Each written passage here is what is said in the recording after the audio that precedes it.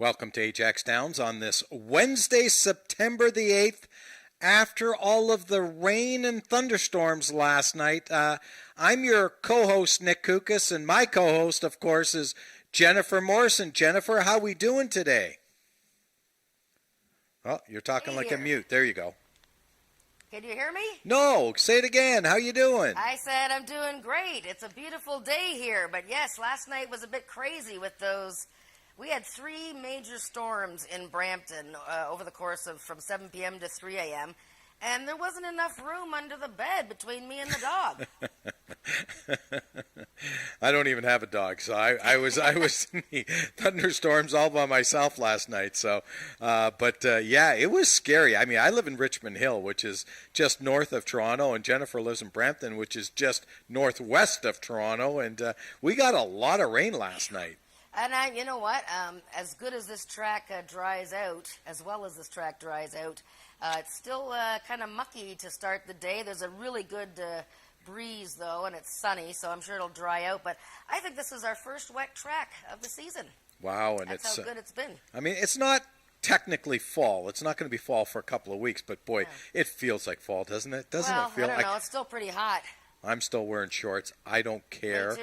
I'm wearing shorts until I leave, and I don't care. November 3rd. I'm wearing shorts. Yeah, I'm going to wear racing. shorts as well, and I'm going to wear shorts all winter because I won't be here. So I'm going to do what a lot of the birds do, and that's go south, baby. There you go.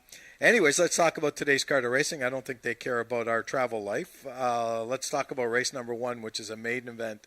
These are maiden 2-year-olds, 300 yards of distance. We have a scratch in here.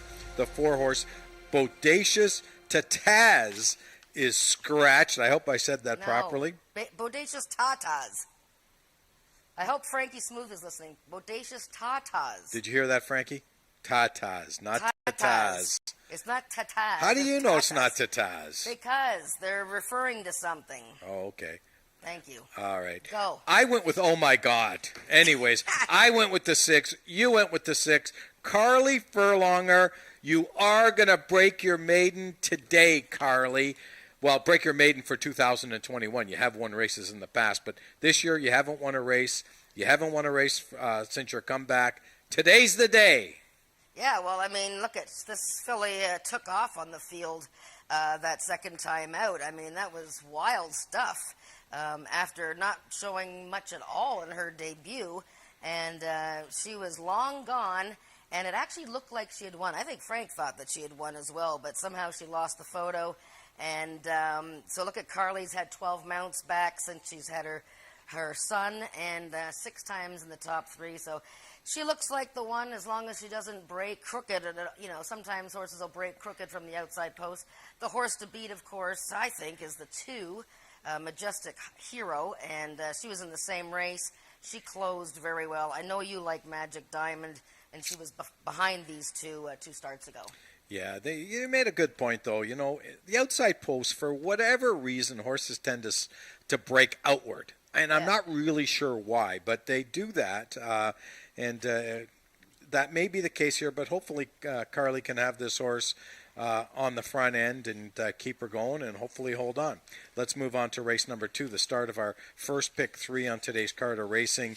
And it's the start of the Bob Show. And no, I'm not talking about Bob Baffert. I'm talking about Bob Broadstock.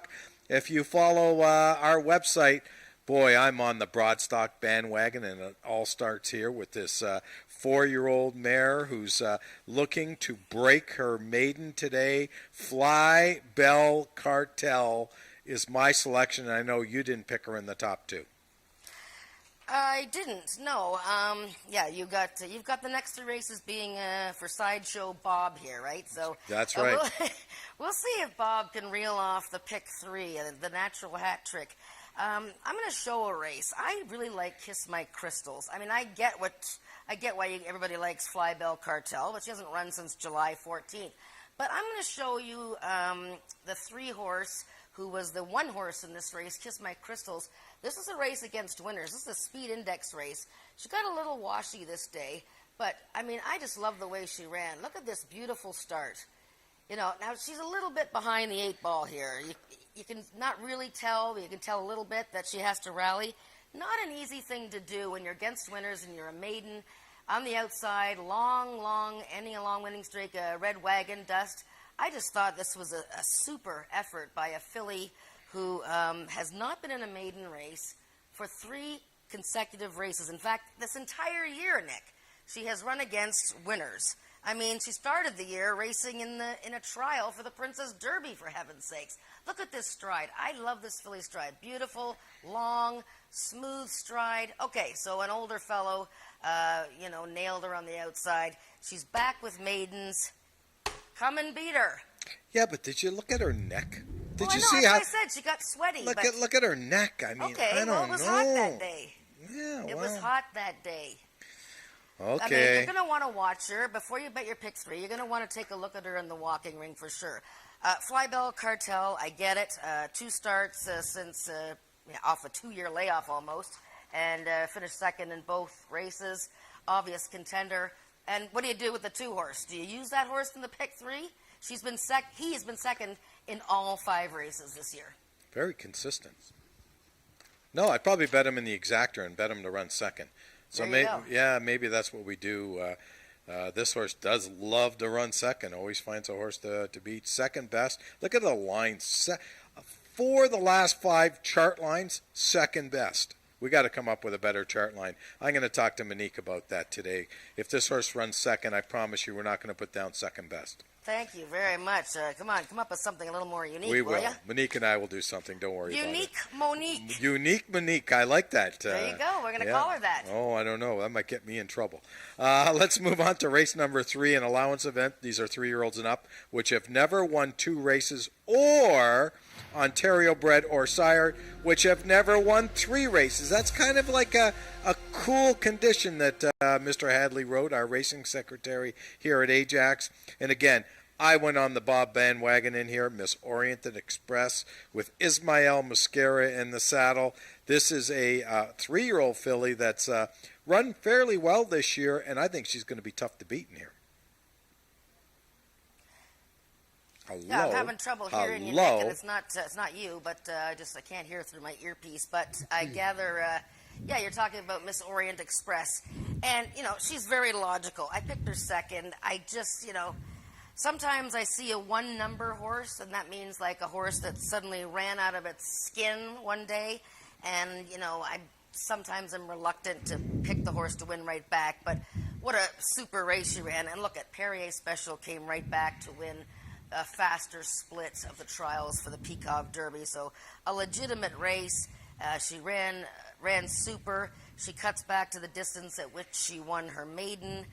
Ismael Mascara is riding because Ramiro rides first call for Tom Dunlop. So she's really liked Ajax since she got here for Bob. So a horse that you must use for sure.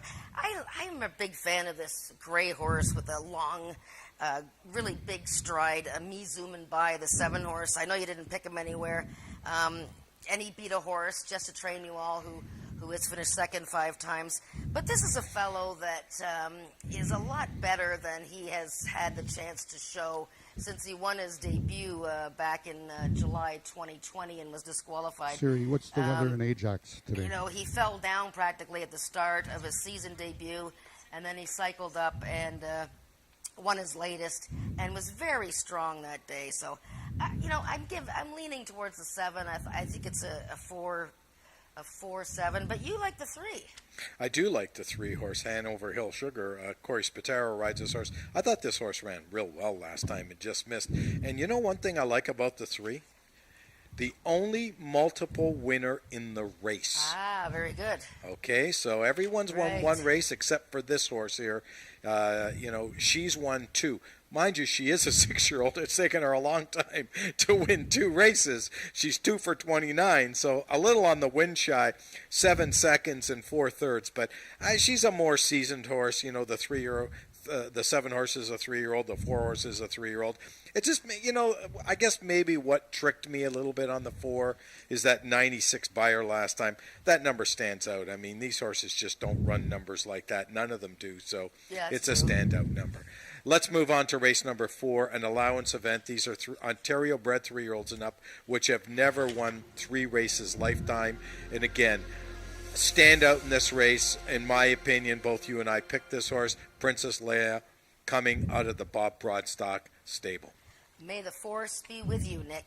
There you go. May the force be with Bob, because you've picked him to win 3 races in a row, and I know Frank, we have to get Frank's picks on here, I think, starting next week. What do you think? I think that's a great idea. Sure, you know what? I know they do that at Woodbine. They get the race caller at Woodbine to throw in his Frank's picks up. But anyways, he likes the Bob as well. This one I like a lot. Princess Leia. I mean, first of all, dropping into an Ontario-bred race. I mean, she's been messing it up with some toughies since she won her season opener, and she's been second and third. This is a seriously good filly, racing against the tough boys like Just Carolina's Award. Great effort last time when she led late in an allowance race. Jesse's Good Candy. And I think she was sort of a sitting duck that day. She just broke so well and kind of was the target there. But at 350 yards, I know she hasn't won at the distance, but this field is very reachable for her, and I just think she's going to get the jump on them. Does reachable mean that they're not that good? I didn't say that. I said they were reachable. They were beatable. They were beatable. I didn't say they weren't that good. I mean, look at Hanover Hill Teresa was very impressive at 400 yards last time. I thought she was quite super, beating a Bob horse by the name of Senor Pagrana. And look at Caraway's Jet Moon. She's finally getting her distance, so watch out for her charging down the lane. But I think Princess Leia is just, strong here, don't you? I don't. I just think the other ones aren't that good. Oh, jeez. Let's move on to race number 5. Speed Index event. These are 3-year-olds and up with an average of 70 and under. I can tell you one thing. These horses aren't that good. At 70 and under, really the bottom of the bottom of the bottom in here. You want to show a replay in here. Let's jump right into the replay. Yes, I do want to show a replay. I'm just flipping through my papers here. Okay, this is a very interesting race because we have a horse coming back in a week here who I picked, and the reason I picked her, a Magic Down there, is because Scott Reed is 31% when he brings his horses back in a week or less. But if you want somebody a little more interesting, and you're going to have to watch the track today as it dries out, is the inside okay? But I thought this horse, the one horse, Hanover Hill Lucas, really made quite a good comeback last time against a fast filly who essentially wiped him out at the start. So I believe that is the race we're showing, right? Yep. Okay, so we're going to show August 11th, 3rd race. I'm just waiting. Okay, I'm hearing from the Queen Bee upstairs. Aditi is, there she's setting me up here. Now, I realize it's only a 3-horse field, but you got to watch this race, and hopefully we have the head on as well. But watch Hanover Hill Lucas. I mean, this poor guy making his 3rd start of the year, coming out of a trial, gets back in a maiden race. He just got completely annihilated from both sides. This filly that won, and she's going to be racing later today, is a very good horse. Okay, goodness gracious.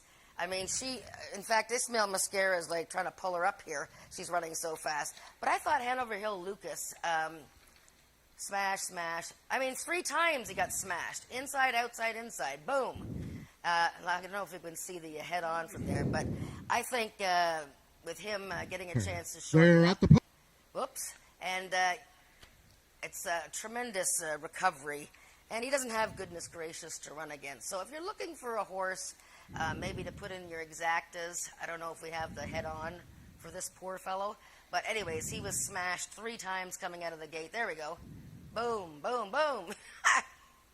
So that was tough. So. Yeah, my only concern with this horse is that the horse is still technically a maiden. I know the horse got moved up that day. Has a reason to get moved up. Obviously got interfered with pretty significantly at the beginning. I'm not sure if that would have changed anything. We just don't know. Yeah. Because it looked like the horse that actually finished past the wire first was just so much the best. Oh, she was. Yeah. But now she's running against horses that are multiple winners. And that's kind of tough to do when you look at a horse like the 3-horse Magic Down there, who's coming off actually a really good race last time. But this horse has won won a race. You look at the 4-horse Hanover Hill Dashing, multiple winners, won 3 races lifetime. Yes. So, it's kind of tough. Even Bewitching, who at one time was actually a really nice horse, she's won 3 races in her life. Mind you, she is an 8-year-old, but a very seasoned horse. So it's kind of tough to make that move up. So, and plus she draws the inside post today. I'm not sure with an inexperienced horse, you want to be on the inside of some seasoned horses. But, who knows? I mean, the track, I think by then, if we don't get any rain, which I don't think we will, the track should have dried up by then. So hopefully it'll be even throughout. But interesting race. I just think it's because it's, Bewitchin' and Magic Down there haven't won a race in a couple of seasons or more. Then you have the 2 maidens, Hanover Hill Lucas and Chicks Got Me Wondering, and that leaves you with Hanover Hill Dashing. So, I picked Magic Down there again because she's coming back in a week, and to me that says that Scott Reed says, holy mackerel, I mean, she's finally on form. Let's get her right back in the entries and see if Carly Furlonger can win another race. There you go. Let's move on to race number 6, an allowance event. These are 3-year-olds and up, which have never won 3 races, or Ontario breds or sire, which have never won 5 races. So, again, another tricky type of condition in here in the start of our second pick 4. We both landed on one of my favorites, the 2. Yeah, and I'm not, this is the first leg of the pick 4, and my ticket will be up later, and your ticket for the early pick 4. This is a very good race, and I picked her because she, finally had some good luck and got her 3rd career win last time, beat a good mare by the name of Not Whistling Dixie, had a strong late surge, and the 330 yards is going to be great. We got the wrong race up there, unfortunately. We're doing race 6 here, which is a 7-horse field, and it's a tough race. But, yeah, I picked one of my favorites, but I don't have to, I'm not married to her. What do you think? Yeah, I agree with you. I mean, CC Senator Page raced well last time. Mom's Extravagant Heart. I mean, I just think that this gelding has more ability than really what he shows. I mean, I think he's a really nice horse. He just has to put it together. Cassandra's back in the saddle on this horse today. Maybe he can put it back together today. Yeah. But I agree with you, Jennifer. This is not an easy peasy race, and I'm going to guess. I haven't seen your pick 4 ticket, but I'm going to guess you're going deep in this race.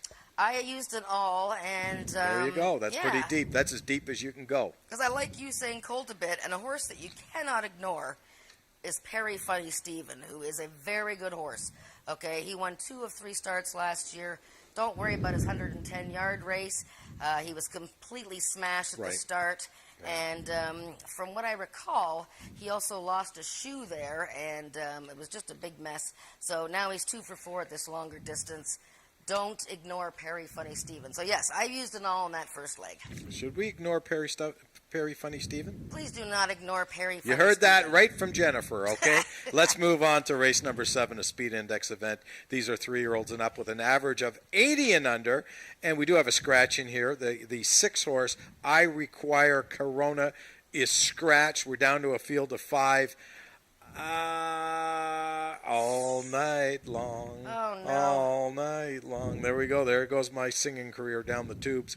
I went with the 5, Rowdy and Bodacious, but I do like All Night Long. Well, that's another Bob Broadstock. So if he goes 4 for 4 today, we know who's He'd buying be the man, wouldn't he? He'd be the man, wouldn't he? Yes, he would. Rowdy and Bodacious, I get it. I probably would have picked him 3rd. Oh, no, wait, my horses, I didn't pick him in the top 3. I don't know. I think I've just grown tired of him. He didn't really break all that well in his last start. You notice these levels actually are up a little bit in purse money this week. But I think Red Wagon Dust, I picked him to wake up last time and get off the schneid. He did it from the outside. I actually showed that race earlier. And he's up a class level, shortens up in distance. He's in form, and that 83 speed index, I'm all over that. Red Wagon Dust. There you go. Let's move on to race number 8, a maiden event. These are Ontario bred maidens, 3-year-olds and up, going a distance of 300 yards. And we talked about this horse earlier. Let's talk about her again. Goodness gracious, off the big victory last week, but was DQ'd for body checking out of the gate. That's right, and this is something that she has been doing now. I mean, you look at her races this year. I mean, she ran a tremendous race first time out, but then she was disqualified in the Princess Derby and still ran fifth. Then she was in a trial for the Ontario Bred Derby and wiped out horses that day. And then Ismael Mascara rode her last time, and we saw what happened. She broke outward again and wiped out Hanover Hill Lucas. She won so easily. There's no question this is a good horse, and if Ismael can keep her straight coming out of the gate, she's probably long gone. I mean, there's not much to say about some of the inside horses there. A Rare Award dwelt in her debut back in July, so she's had gate practice. Caraway's Candy Lane is a firster with reasonably good breeding, but no winners under the first dam. Caraway's Mr. Azure looks like he's still learning, and the one horse has drawn the rail again, and he's doing okay. I think Cool Castillo is the horse to beat. We've picked at 5-6-1, and but I think, goodness gracious, if Ismael can keep her straight, that might be your key. Yeah, it may be, and I think you've hit it on. I think this filly just doesn't like other horses, and I think that's why she bumps them all the time. She says, "Get out of my way! I don't like you." You know, if you remember, and I don't remember the name of this horse, and because I don't remember horses' names, but there was a horse about 2 weeks ago at Saratoga that ran in a stake race, and down the lane they were going head and head with the other horse, but he couldn't go by. I'm not making this up. So what did he try to do? He tried to bite the horse all the way down the lane. Do you remember that race, Jennifer? Yes, that was the Forago Stakes Grade 1, and the horse's name was Firenze Fire, a very talented racehorse. Yeah, yes. Very, very talented. And I mean, I've never seen, in all my years, I've never seen anything like that. And it was something to watch, I tell you. And I bet the horse, too. So even if he didn't go by the horse, but if he did, I think he would have got taken down. Let's move on to race number 9, the final race and the feature race on today's card of racing. A stakes event. These are QROOI Sprint Series number 3. $20,760 up for grabs, and I'll tell you, there's some real nice horses in this race, including just a sweet surprise looking to make it 4 for 4 this year, coming out of that very hot Craig Spada barn. Yeah, and so she's looking to win the title for the Sprint Series. She won the first leg at 110 yards. She won the second leg at 220. For good measure, she had a race in between recently where she went 300 yards.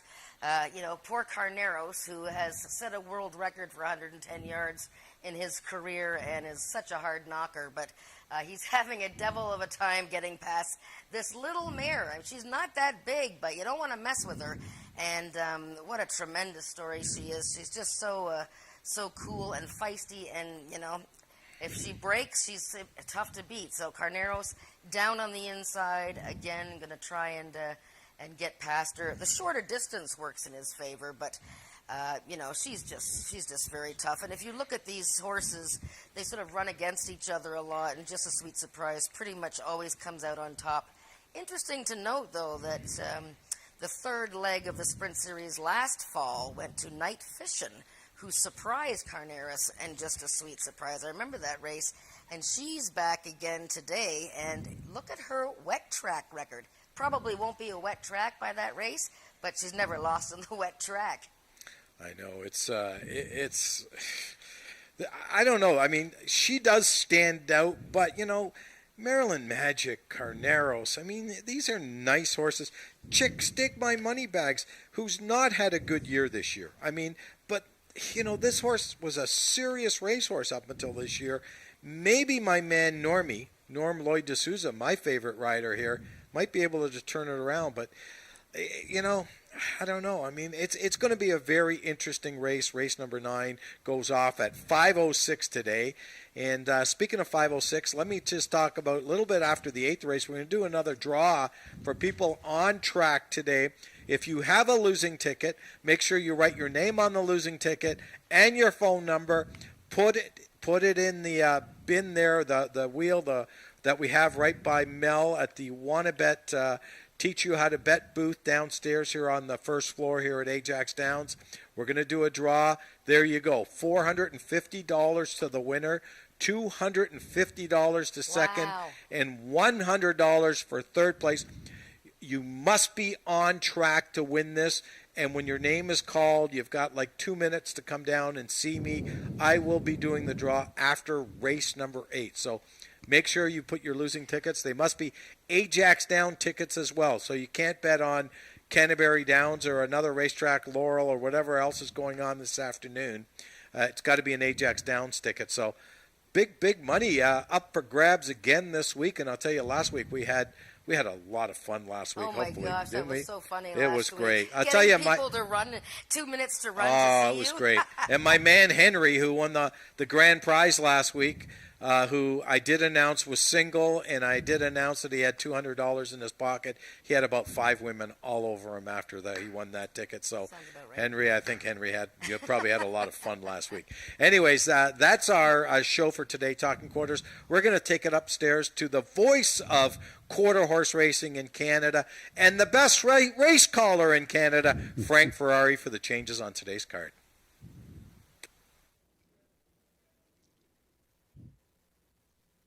Good afternoon, all. I'm Frank Ferrari, welcoming all the viewers streaming in from across the globe and all the people live in attendance on this afternoon's 9-race card of quarter horse racing in Ajax, Ontario. Our on-track feature is in race 9 this afternoon. It's the third and final QROOI Sprint Series for 3-year-olds and upward. That will go at approximately 5:06 p.m. I will now take you through all of the changes and/or corrections on this afternoon's live card of racing.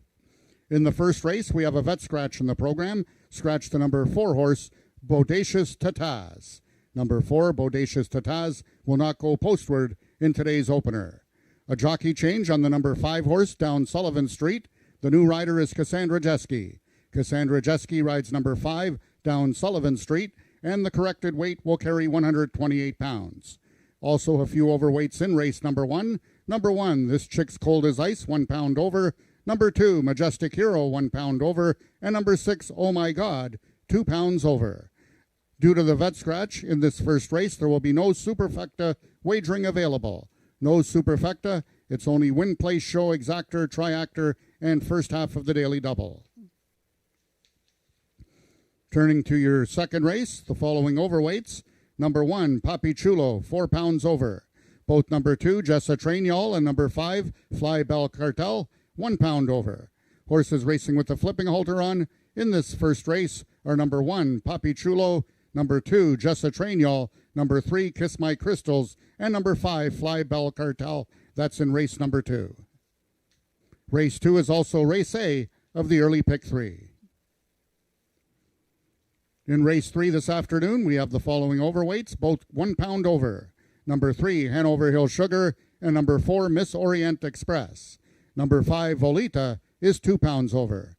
Horses racing with the flipping halter on, number 3, Hanover Hill Sugar, and number 4, Miss Orient Express. Note that race 3 is race A of the early pick 4. In the fourth race, the following overweights. Number 1, Hanover Hill Viola, 4 pounds over. Number 2, Princess Leia, 1 pound over. Number 3, Hanover Hill Teresa, 1 pound over. And horses racing with the flipping halter on, both number 4, Blue-Eyed Merlin, and number 5, Caraway's Jet Moon. Race 5, the overweights. Number 2, Bewitchin', 4 pounds over. Number 3, Magic Down There, 2 pounds over. And number 5, Chicks Got Me Wonderin', 1 pound over. Horses racing with the flipping halter on, number 2, Bewitchin'. In the sixth race, we have the following overweights. Number 3, Usain Colt, 2 pounds over, and both number 4, Perry Funny Steven, and number 7, She's a Flyin' Bach, 1 pound over. Horses racing with the flipping halter on, number 1, The Kingsman, and number 5, Mom's Extravagant Heart. Race 6 is race A of the late pick 4. In the seventh race, we have a vet scratch from your program. Scratch the number 6 horse, I Require Corona. I Require Corona is a vet scratch.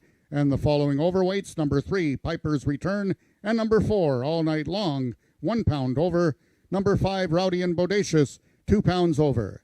Due to the vet scratch in race 7, there will be no superfecta wagering available on the 7th race. Just win, place, show, exactor, and triactor wagering. Race 7 is Race A of the late pick 3. In Race 8, we only have one overweight in that race. The number 5 horse, Goodness Gracious, 1 pound over. Race 8 is the first half of the late daily double. That brings us to the 9th and final race of the afternoon, the on-track feature, the QROOI Sprint Series number 3 for 3-year-olds and upward, running for a purse of $20,760. Number 1, Favor Pearl, 4 pounds over. And both number 3, Maryland Magic, and number 6, Just a Sweet Surprise, 1 pound over. Horses racing with the flipping halter on, number 2, Carneros. Those are the changes thus far in your program. Any further changes and or corrections will be given to you before each race. The track conditions this afternoon are listed as sloppy, our first sloppy surface of the season. The temperature is 24 degrees Celsius, 75 degrees Fahrenheit, and the wind is coming from the southwest at 19 kilometers an hour, which is 11 miles per hour, so there will be a slight wind, a tailwind. Race 1 post time is at 1:30 in just 9 minutes.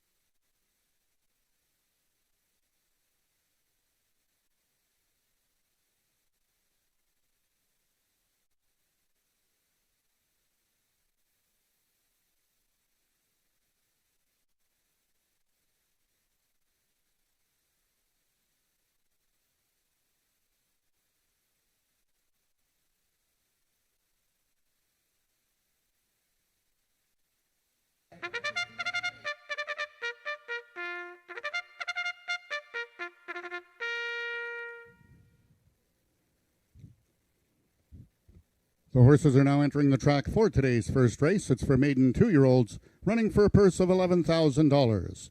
Number 1 is GFR Equine Services, This Chick's Cold as Ice, and ridden by Ismael Mosquera. Number 2 is Majestic Hero, owned by the partnership of Craig Spada and Isaac Fair, Corey Spataro in the saddle.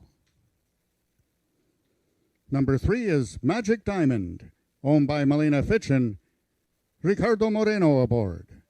Scratch number 4, Bodacious Tataz. Number 5 is Down Sullivan Street, owned by John Wilson and ridden today by jockey Cassandra Jeske. And completing the field, number 6 is Oh My God, also owned by John Wilson and ridden by Carly Furlonger. That is your field for the first race, going a distance of 300 yards. 3 minutes till post time. Once again, no superfecta wagering available on this first race.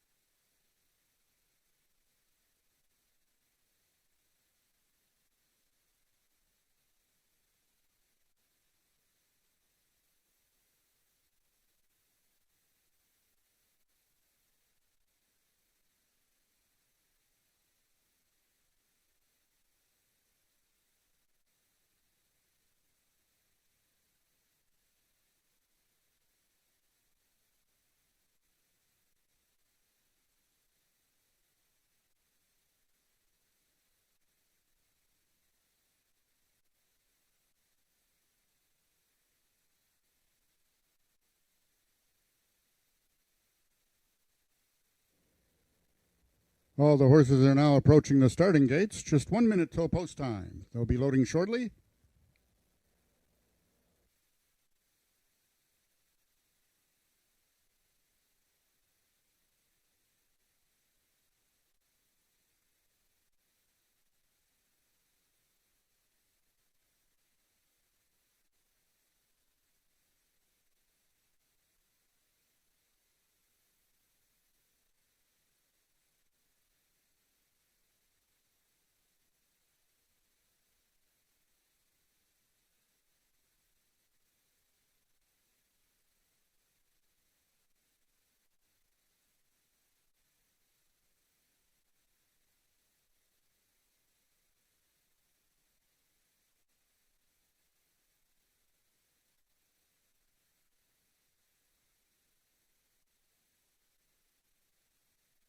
All the 2-year-olds have now reached the starting point. It's post time. Number 1, This Chick's as Cold as Ice is the first one in. Number 2, Majestic Hero. 3 is Magic Diamond. Number 5, down Sullivan Street, the lone gelding in the field. 1 of 2 in the field for owner John Wilson and trainer Scott Reed. Stablemate number 6, Oh My God. They're at the post. And they're off. Out quickest in the inside is Majestic Hero. Along the rail is This Chick's Cold as Ice, and from the extreme outside, Oh My God, it's down to Majestic Hero, and Oh My God, which one's it going to be? Majestic Hero on the inside, Oh My God on the outside. Majestic Hero wins it. Oh My God second, and Magic Diamond gets up for third to complete the triactor. Race 1 unofficial, 263.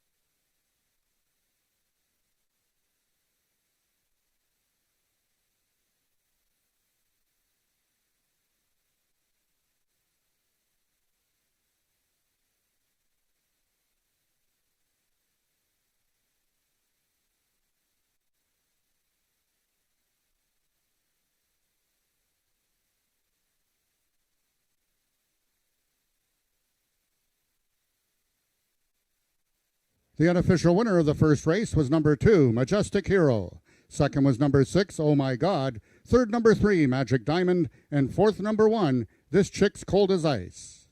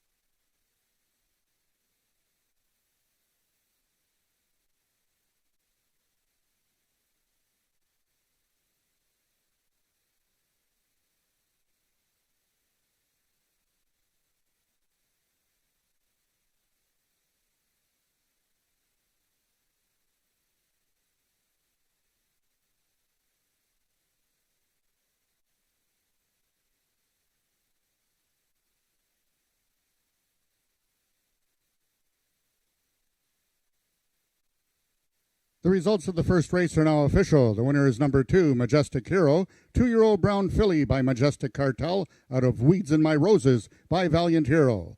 Foaled in Texas by Brian Gardner, Majestic Hero is owned by the partnership of Craig Spada and Isaac Fair, trained by Craig Spada, and ridden to victory by jockey Corey Spataro. Majestic Hero winning the distance with a time of 15.832 seconds, carrying a speed index of 80. Rechecking from top to bottom, order of finish in your program should read 413, Vet Scratch 52. Those are the total results of the first race. In this upcoming second race, we have the following overweights. Number 1, Papi Chulo, 4 pounds over. Number 2, Jessa Trainall, 1 pound over. And number 5, Flying Bell Cartel, 1 pound over. Horses racing with the flipping halter on: number 1, Papi Chulo, number 2, Jessa Trainall, number 3, Kiss My Crystals, and number 5, Fly Bell Cartel. Race 2 is race A of the early pick 3.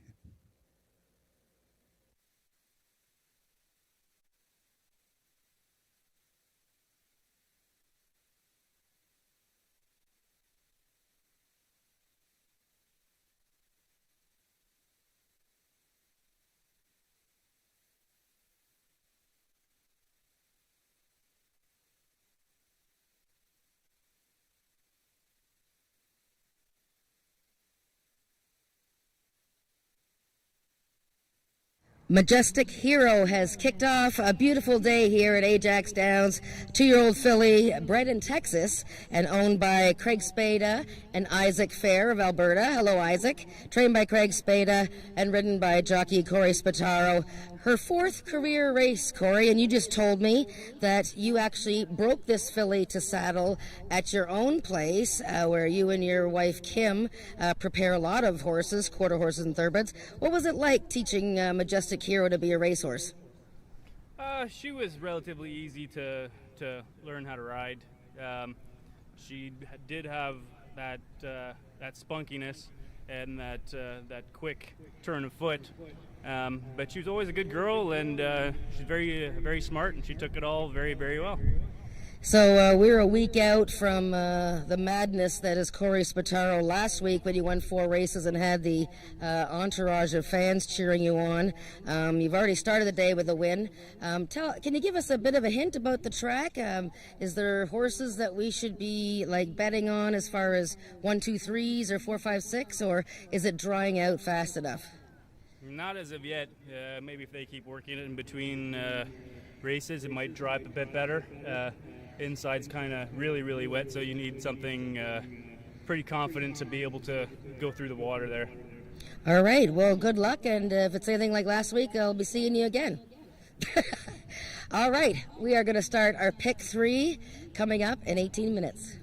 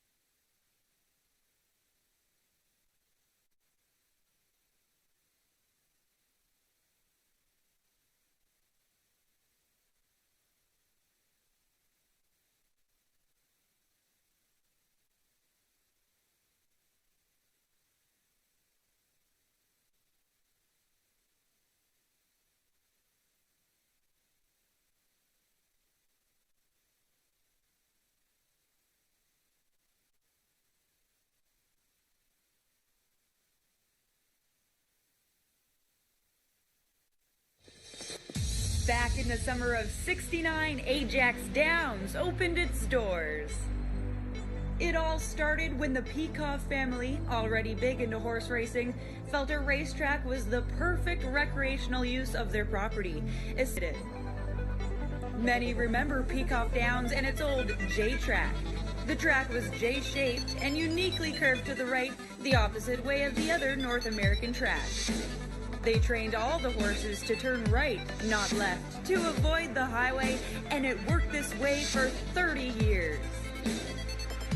In 2009, Peikoff Downs became AjaxDowns, and a state-of-the-art 6-furlong oval racetrack was constructed. With about half a century of established horse racing history, AjaxDowns offers world-class racing with horse speeds of 45 miles an hour. It offers slots, dining, and live entertainment, and is still the best activity to take part in on a Sunday afternoon.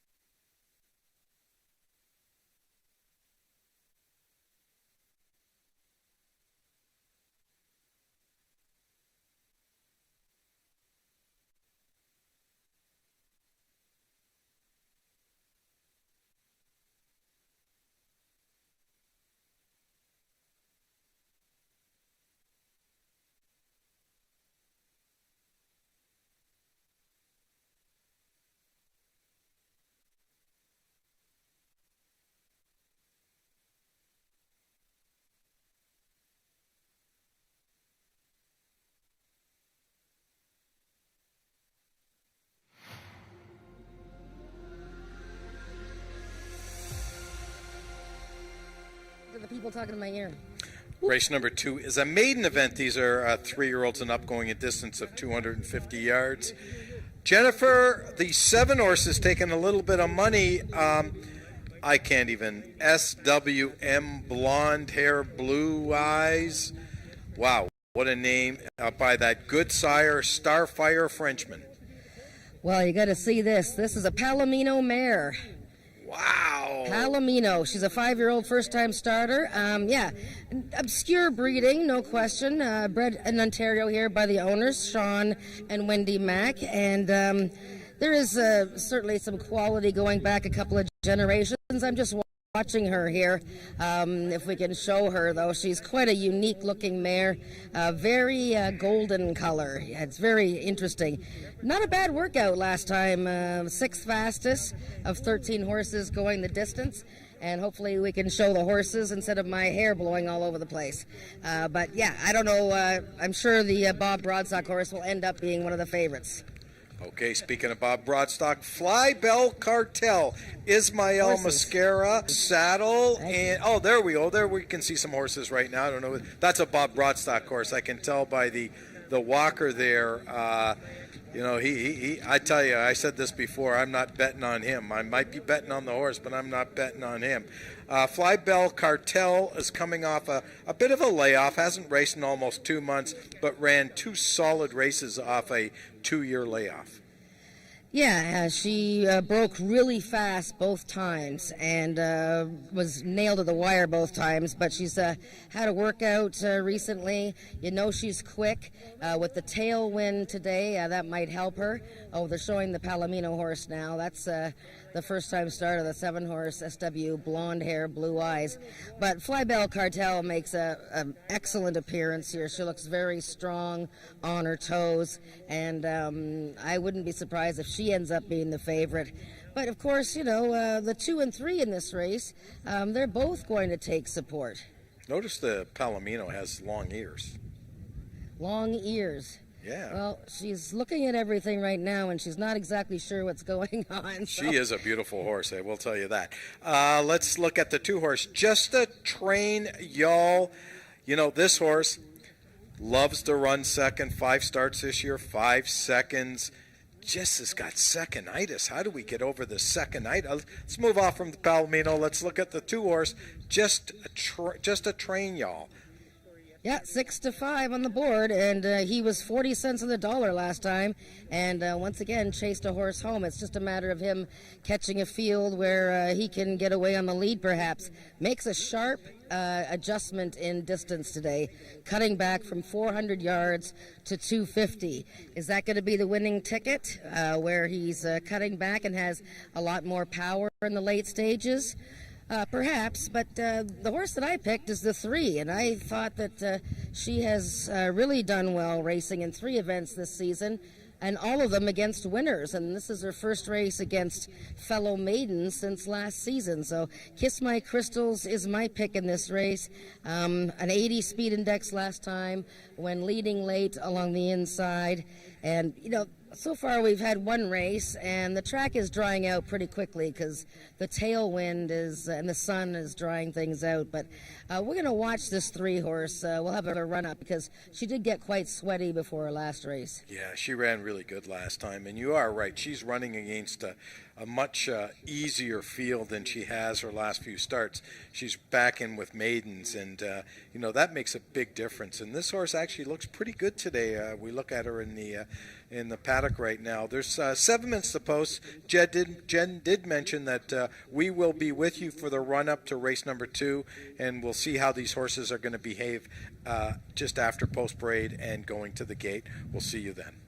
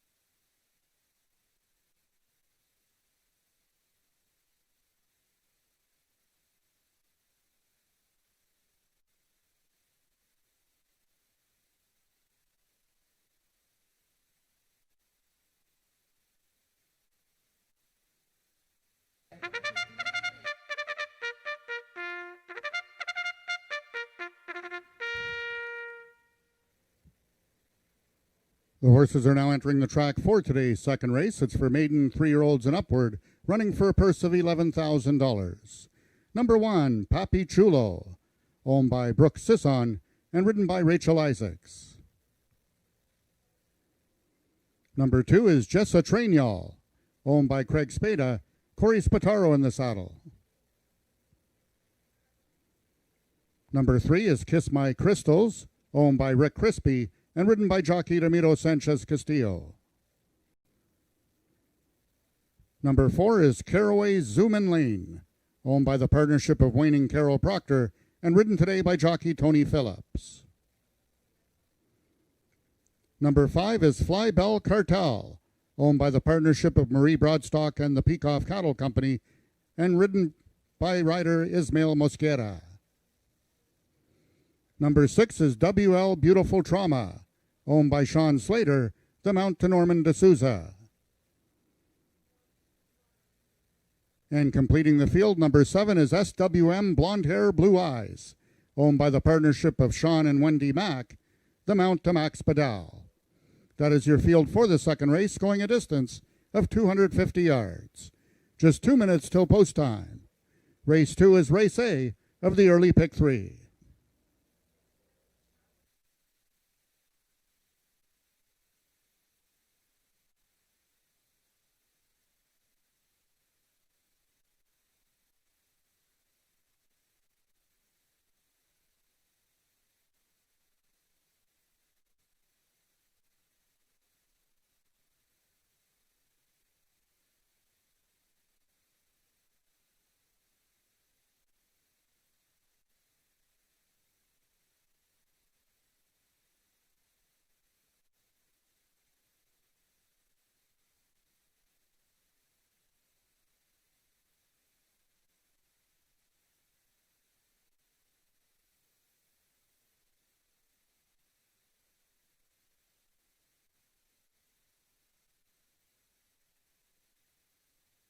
Okay, Jen, there's 2 minutes to go.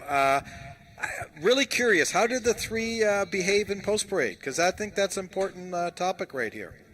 She looked great. Didn't see any signs of sweat. She was very composed. I'd like to see if I could see her a little bit now, but I'm sure everybody's got their bets in already. But she looked great. I mean, the horse that looked the best, just from how she appeared as far as on her toes, was the 5-horse. Fly Bell Cartel looked fantastic, but the 3-horse very well composed indeed. And the 2-horse, just a train wreck, y'all. 3-5 right now for a horse that likes to run second, so who knows? They are going to the post shortly. Just remind everyone, this is the start of our first pick 3 on today's card. And if you do have a losing ticket, throw it in the drum down by the Wannabet booth here by the tellers here at Ajax Downs. If you're on track, it's got to be an Ajax Downs race that is a losing ticket. Put your name and phone number. We're going to draw after race number 8. Good luck with your wagering. Nick, I wanted to mention one thing about the coloring contest for the kids. Oh, right. Yep. Any kid can win a prize. Just get yourself a program, color Ajax on the back page of the program, and hand it in to the program booth for a prize. So get cracking. And kids have to be under 12 years old, so there's no old kids that are allowed to enter this contest. Got to be under 12. See you after the race.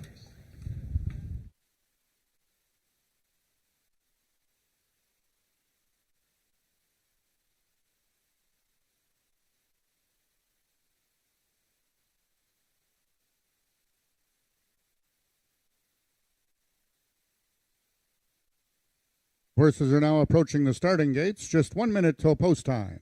They'll be loading shortly.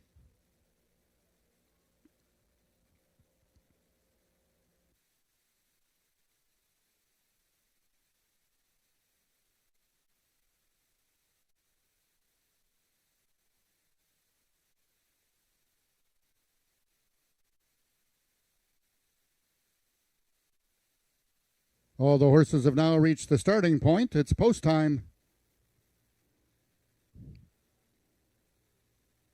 Number 1, Papi Chulo goes in, one of 2 in this field for Sean Slater.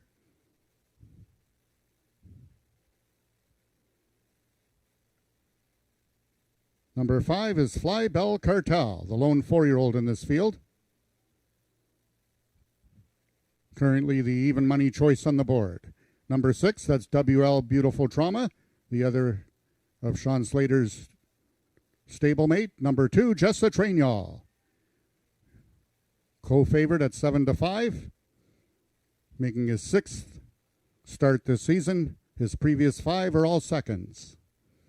Number 3, Kiss My Crystals. 2 left to load. They are number 4, Caraway Zoomin' Lane.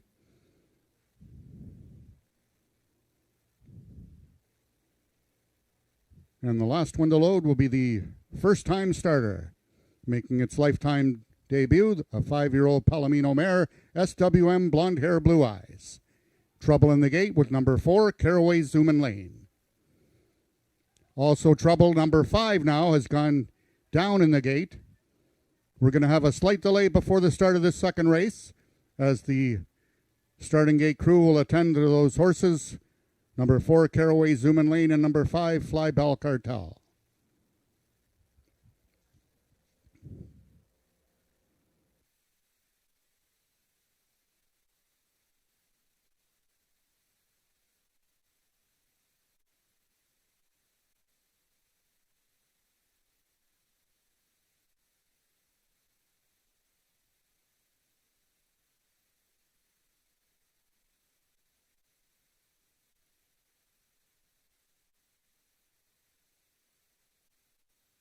If I can have your attention, ladies and gentlemen, we have a late steward scratch in this upcoming second race. Scratch the number 5 horse, Fly Bell Cartel. Number 5, Fly Bell Cartel, has been scratched by the stewards and will not go postward in this second race. If you've wagered on number 5, Fly Bell Cartel, win, play, show, exactor, triactor, or superfecta, you will be given a full refund. However, if you have number 5, Fly Bell Cartel, in a multiple exotic wager, such as the pick 3, you will inherit the post-time favorite. Once again, scratch number 5, Fly Bell Cartel.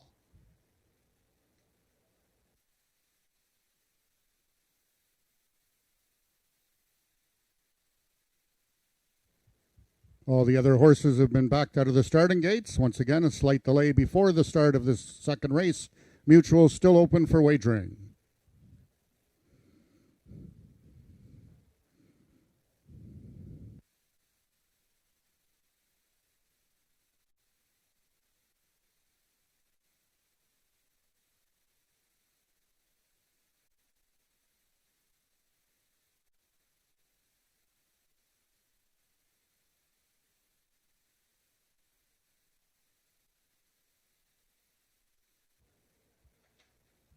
Also, ladies and gentlemen, just a reminder that live racing resumes every Wednesday through the remainder of the season. However, starting next Wednesday, our first race post time will now be 12:55, not 1:30 as it was the whole season. It will be switched to 12:55 post starting next Wednesday.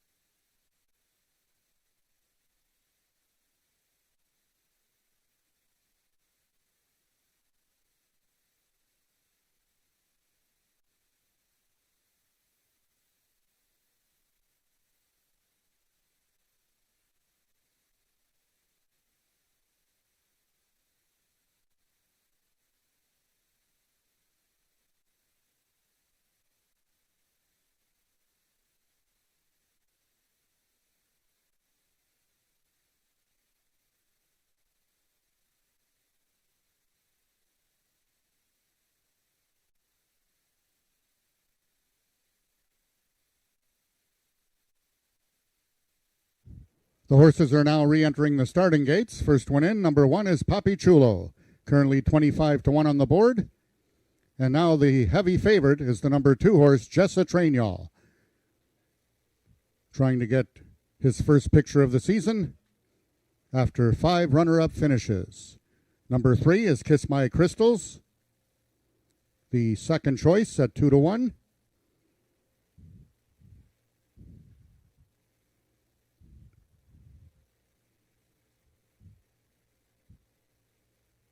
The other is Sean Slater trained, number 6, WL Beautiful Trauma. 7 is SWM Blonde Hair, Blue Eyes. They're at the post. And they're off. Jessa Trainall comes out 3 parts of a length in front. Second is Papi Chulo. From the extreme outside, Caraway Zoomin' Lane is third, but this one is as good as over. Jessa Trainall finally breaks his maiden. Kiss My Crystal second, and Caraway Zoomin' Lane completes the triactor. Race 2 unofficial, 2-3-4.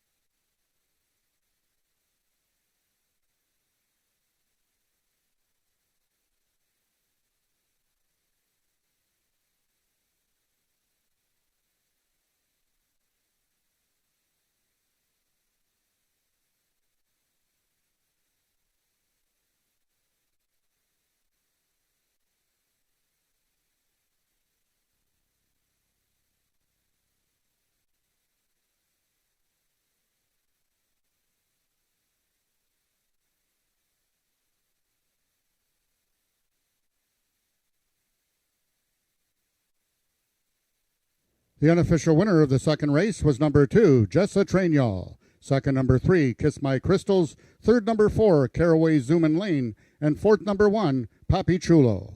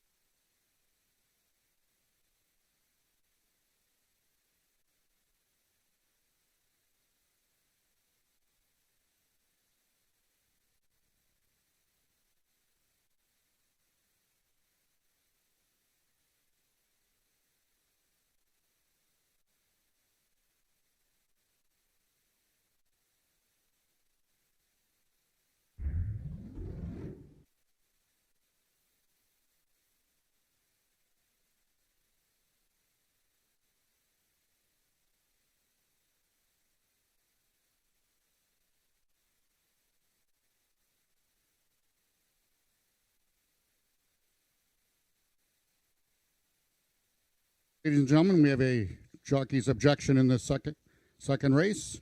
Does not affect the top 4 finishers. It's 7-on-6. The inquiry is the 7-on-6.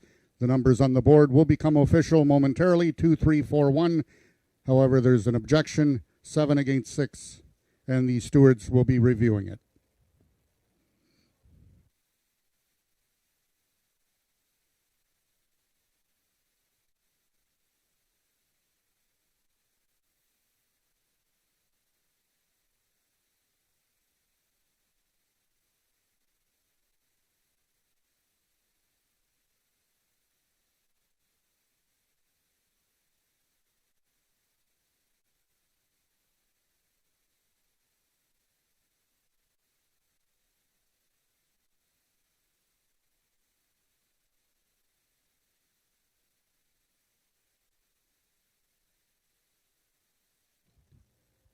Now in the winner's circle is number 2, Jessa Trainiol, breaking its maiden, a 3-year-old bay gelding by Freight Train B out of Jess Me All by Mr. Jess Perry.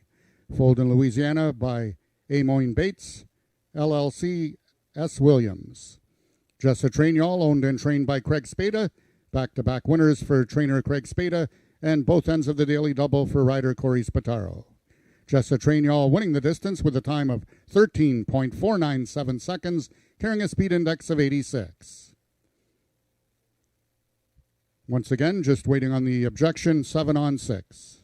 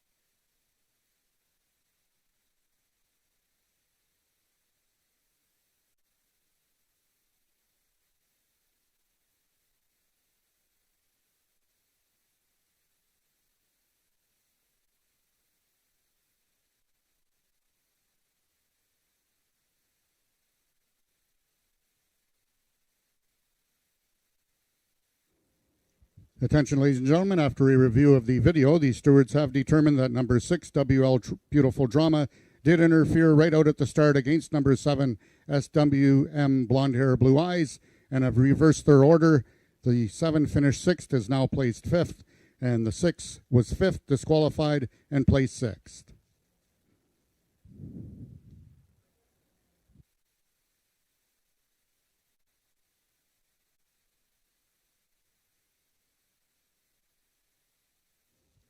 And the race now is official. The winner once again, number 2, Jessa Trainiol.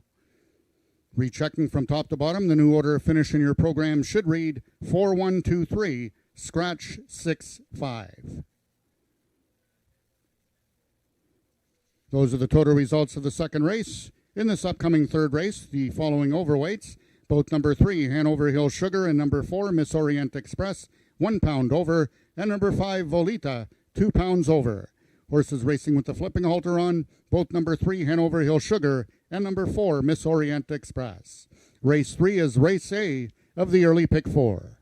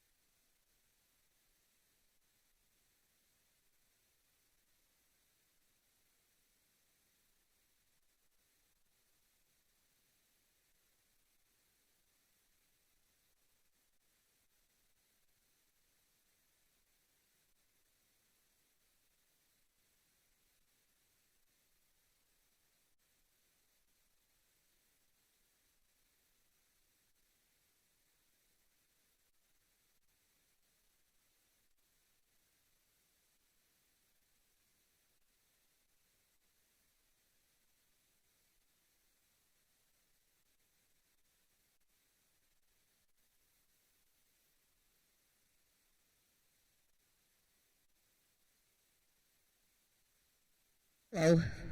Hello, everyone. Coloring contest. Are we all in? I see lots of little kids here, and I don't see a lot of coloring going on. Let's go. Get your program. On the back of the program, there's a picture of AJ, our mascot.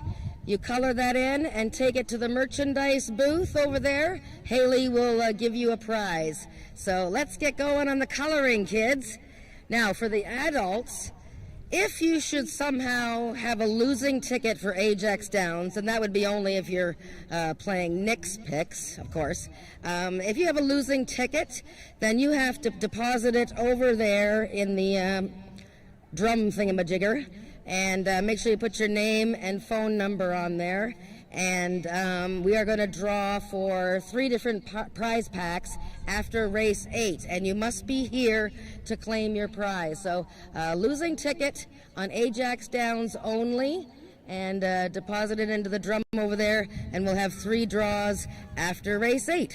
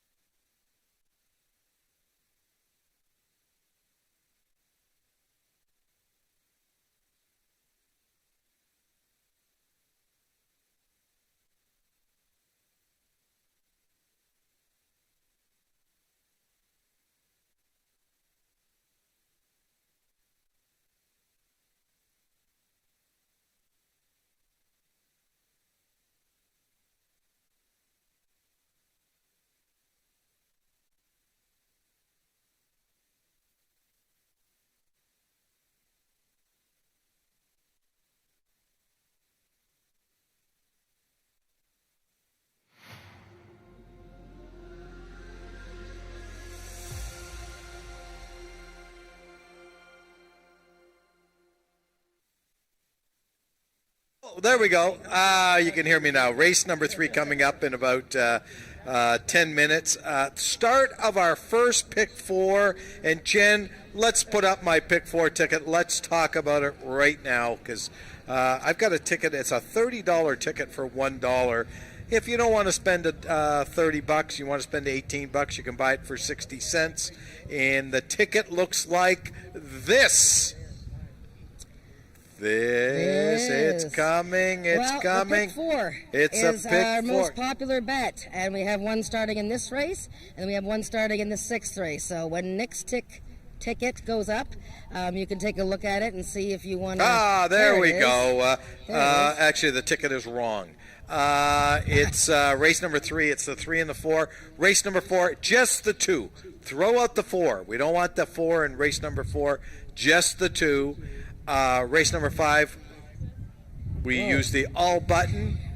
That's okay. We're going to get it right. Don't worry about it, guys. Oh, is that your ticket?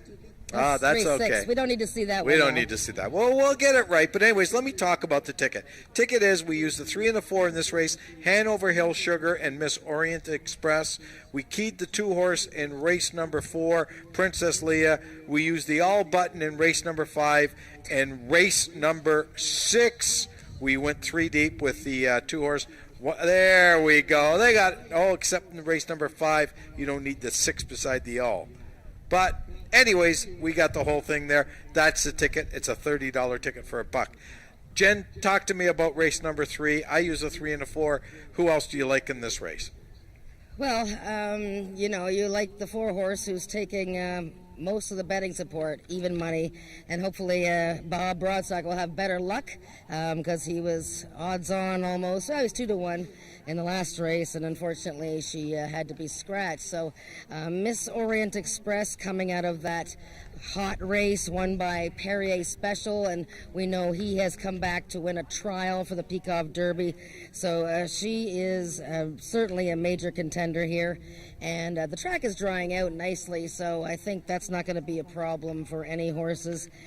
I ended up picking the bottom horse, the 7, Me Zoomin' By. I really like the way he won his maiden last time. And actually, this is a horse that won his maiden last year but was disqualified. He's such a leggy horse. He's tall. He's always feel good. You can see him there. He just went out of the picture, but he's always bouncing. His tail is out. He's just a happy guy.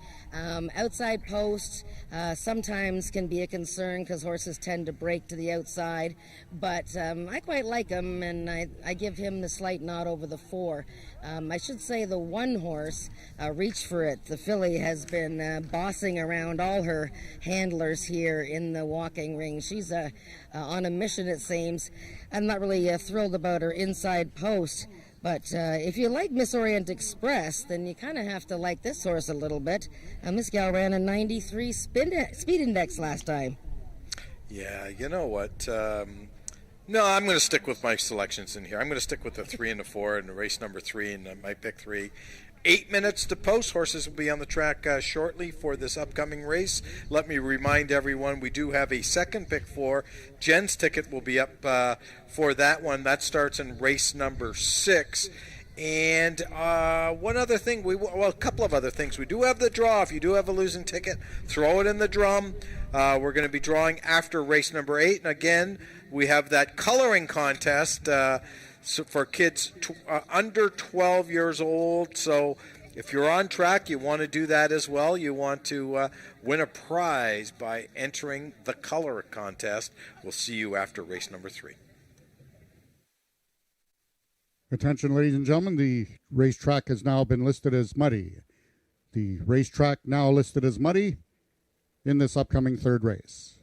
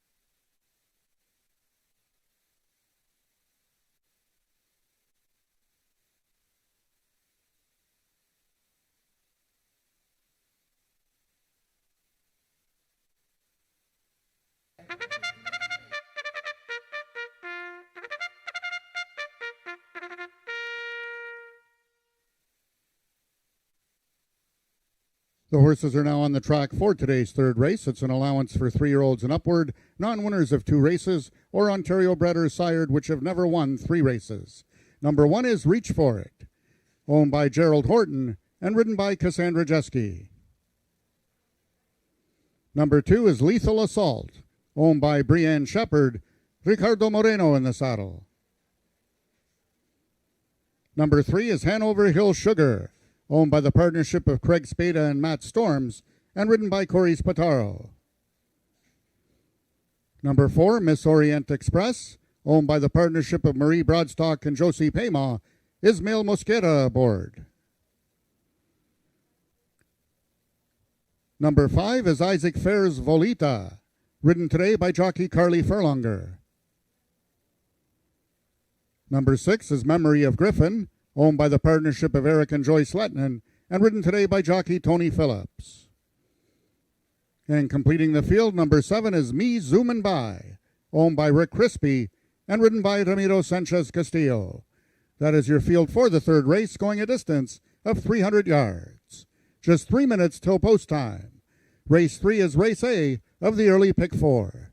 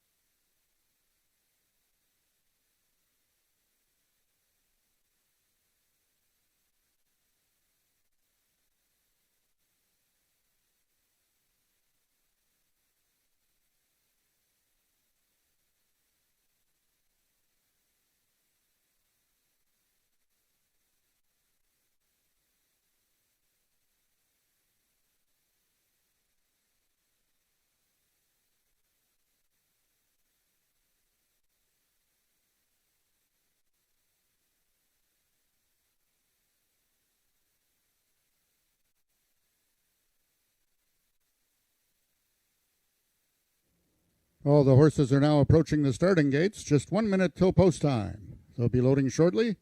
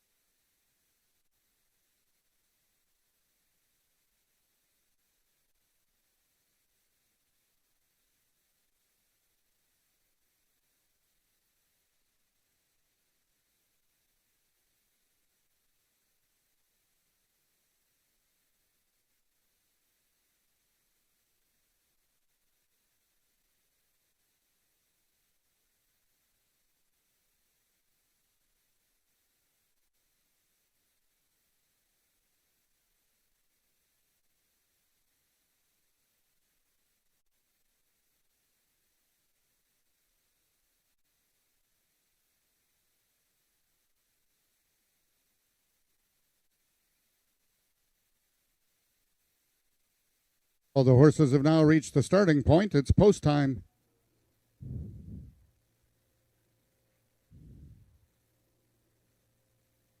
First horse in is number 4, Miss Orient Express. Number 1, Reach For It, is in. Number 5, Volita, one of 2 in this field for trainer Craig Spada. Number 2 is Lethal Assault. Currently the 3-2 choice on the board. Number 3 is Hanover Hill Sugar, the second horse of Craig Spada, looking for the natural hat-trick. Spada and Spataro. Number 6, Memory of Griffin. Acting up in the gate, number 4, Miss Orient Express. And the last one in is number 7, Me Zoomin' By.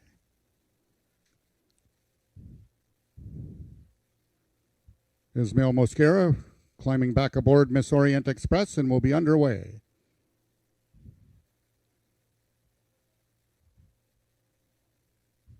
They're at the post.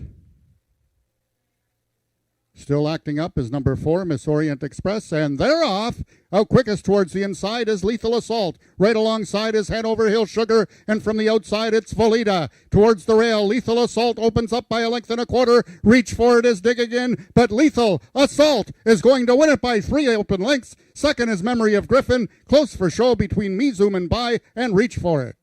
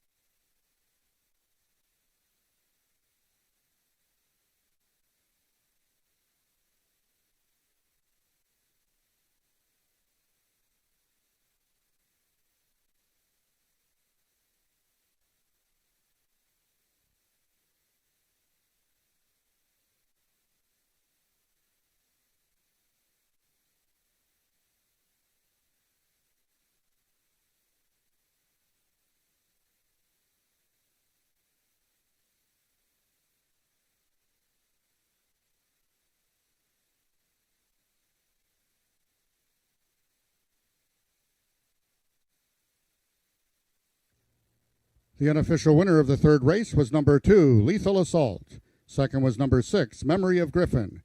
We've got a show photo between number 7, Me Zoomin' By, and number 1, Reach For It.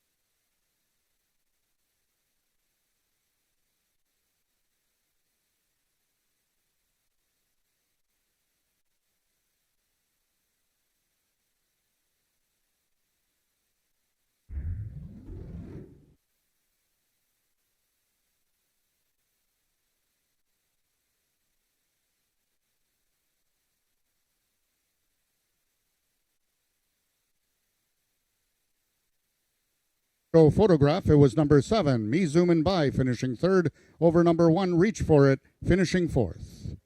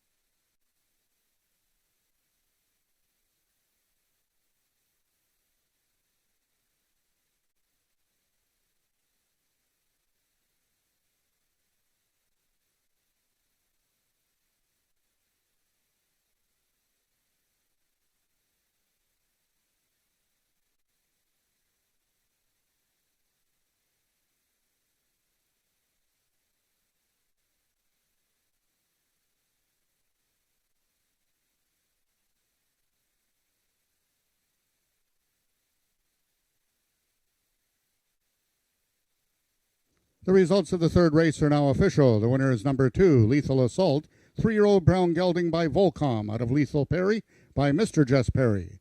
Foaled in Oklahoma by JJ Cool LLC.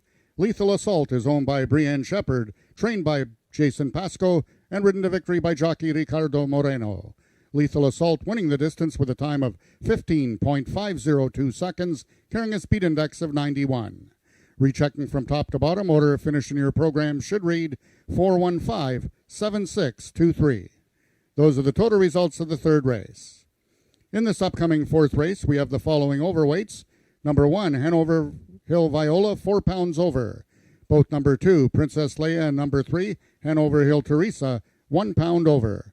Horses racing with the flipping halter on, both number 4, Blue-Eyed Merlin, and number 5, Caraway's Jet Moon.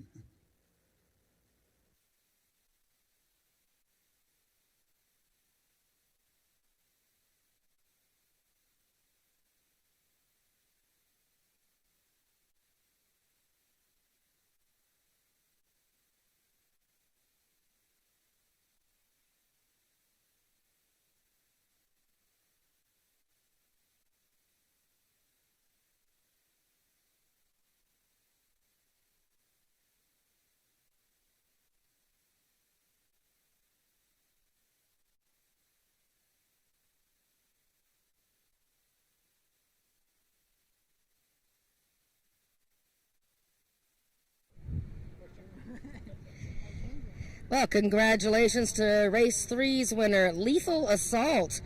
Turning back in distance from a 400-yard trial, came back in a week and seemed to like the off-going here and led from start to finish for owner Brienne Shepard. Congratulations, Brienne. We haven't seen her on the front side here in a while. And trainer Jason Pasco and jockey Ricardo Moreno, who joins me here. And Lethal Assault, I thought that was a pretty impressive win. This was the first time you had ridden him. Did Jason tell you anything about the horse? Oh, pues actually, A little bit close there. Jason told me this horse the broke is good. Yeah, actually today the broke is fast, so fast. So when I was watching the horse in front, I think this horse is win. Yeah, and chance win. I think it's win easy. I was watching the big TV, it's little scared. Then start a little whip, he's coming back fast. I think it's a nice horse. Yeah, it's a nice horse. Oh, I think you're right. And for those of you that don't know, Ricardo is a frequent flyer. After every race day here, he goes all the way back to Alberta, where he's got a family, and then he does riding and working there, and then he comes back on Wednesdays here. So you're busy, but you're having fun. Yeah, it's busy weekends, but actually it's very good. I like my work, so. You like your work. It's a little hard, but okay. Actually, I like my work. That's good. Well, congratulations, Ricardo. The wins are starting to come now for you. Way to go. And we have race 4 coming up in 17 minutes.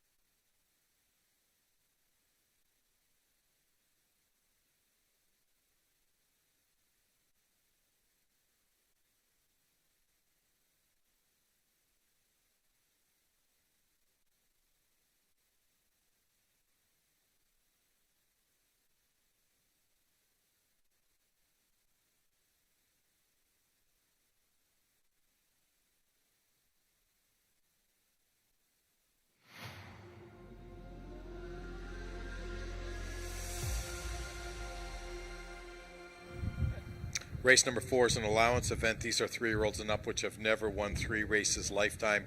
350 yards the distance, and I'm so sad, Jen. I'm out of my pick 4. I suck. I suck. Well, that race was went a little bit differently than we thought. I'm not sure that some of the horses got a hold of the surface. The track is drying out very quickly now, but that last race, some of the horses didn't get away well, and that Miss Orient Express was a little fussy in the gate. And Lethal Assault won, and the fans were on him. He was like 5-2. Yeah, I know. Well, let's move on. 3-5 on Princess Leia. Ismael Mascara looking for his first winner on today's card. So is Bob Broadstock. I mean, I thought he was going to have a big day today. So far, he hasn't. But he could turn it around with a win here. Yeah, we're just waiting for Ismail. He actually he was unseated from Miss Orient Express in the last race. So they're just checking him over, but I'm assume that he's going to be riding this race, but so far we're still waiting.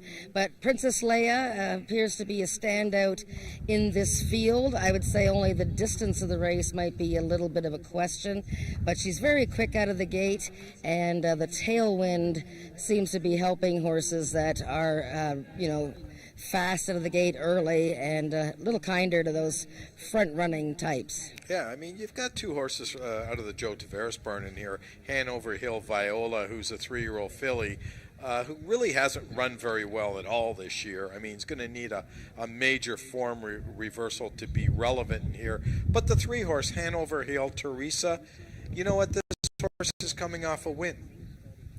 Yeah, and she was very powerful in that victory. 400 yards. It was her first try going that distance, I believe. And remember, this filly won the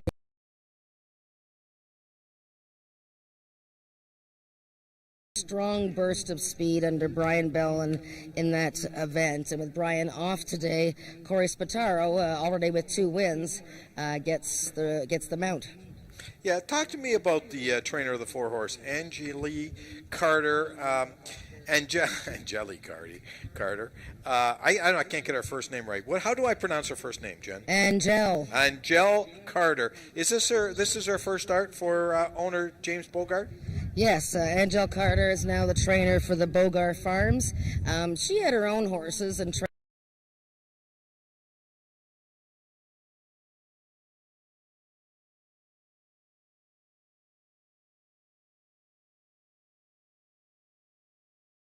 this is her first starter, and Blue Eyed Merlin, who won his last race with a very nice speed index of 90, is actually dropping into an Ontario bred race. So a horse that's 6-5, the fans are quite liking.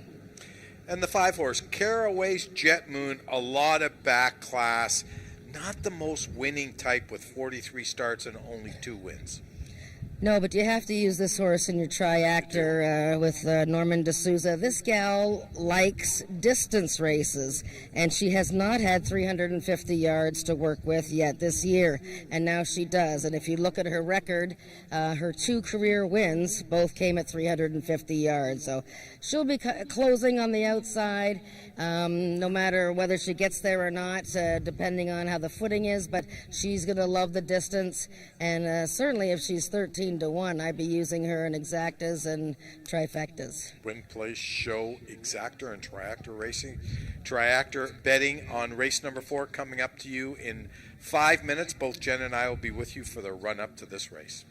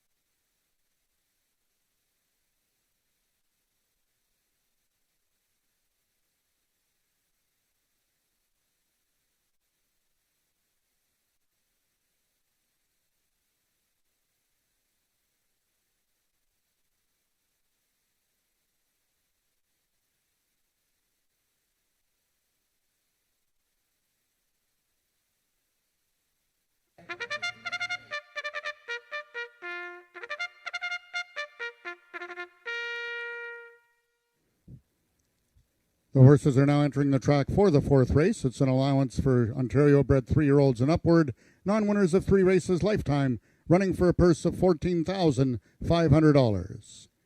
Number 1 is the Peacock Cattle Company's Hanover Hill Viola. Rachel Isaacs aboard.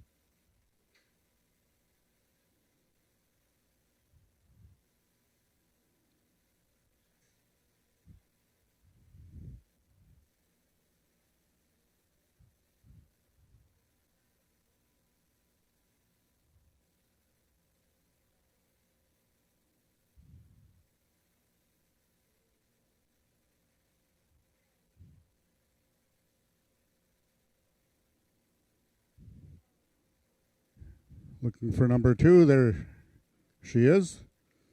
Number 2 is Princess Leia, owned by Marie Broadstock and ridden by jockey Ismael Mosquera.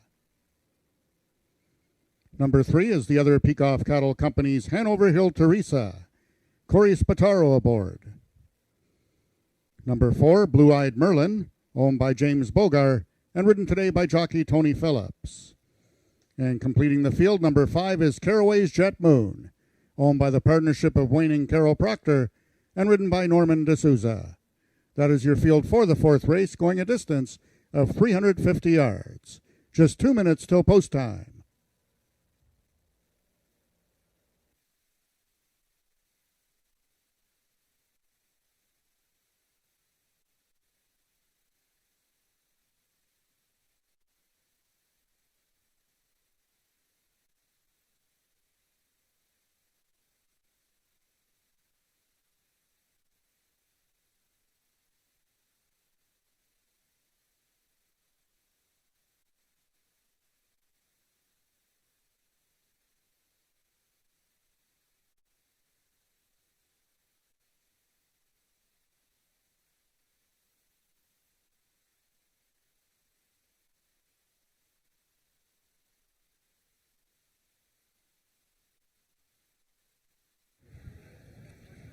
Race number 4 coming up in 1 minute. Jen, what do you think? Do you think Mr. Broadstock can have a little bit more luck in this race? Well, so far, the number 2 horse has won every race today. Oh, there you go. So, depends on how you view it. Princess Leia made a fabulous pre-race appearance. She had to wait a little bit as Ismael Mosquera was getting himself sorted out after falling off in the previous race. But the filly looks great, and yeah, I think she's going to be awful tough to beat.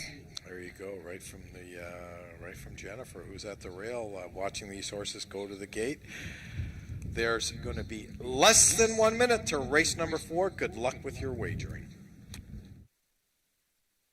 All the horses are now approaching the starting gates. Just 1 minute till post time. They'll be loading shortly.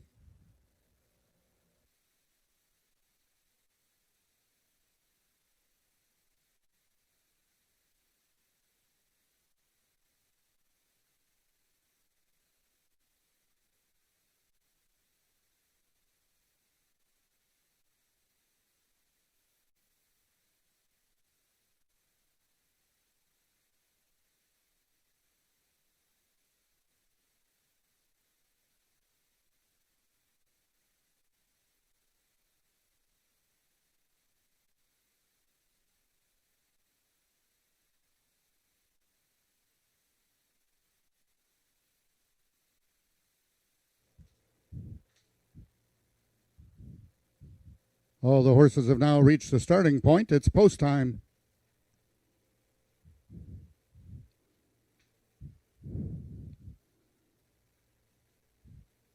Both number 1, Hanover Hill Viola, and number 3, Hanover Hill Teresa, both owned by the Peacock Cattle Company and trained by Joe Tavares, are both in. Jockey Corey Spataro looking for his 3rd win of the afternoon aboard Hanover Hill Teresa.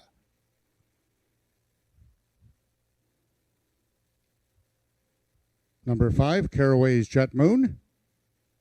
2 left to load. They are number 2, Princess Leia, the lone 4-year-old in this field. And the last one to load will be number 4, Blue Eyed Merlin, the lone 3-year-old gelding in this field.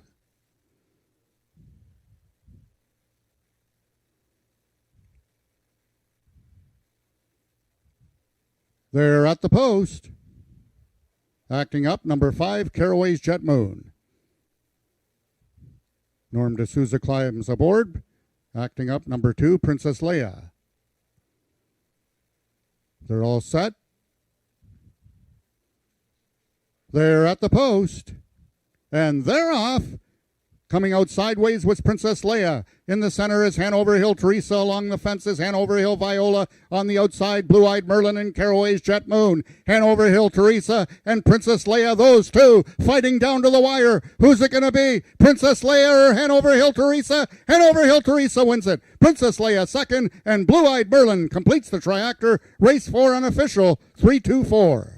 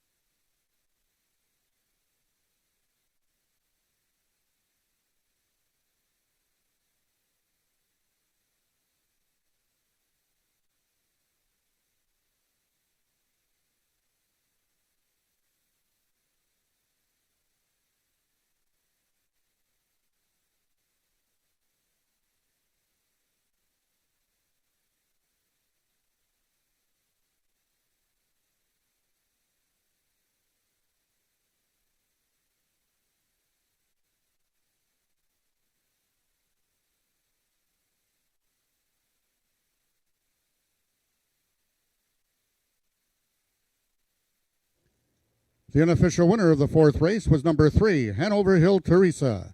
Second, number 2, Princess Leia. Third, number 4, Blue-Eyed Merlin. And fourth, number 1, Hanover Hill Viola.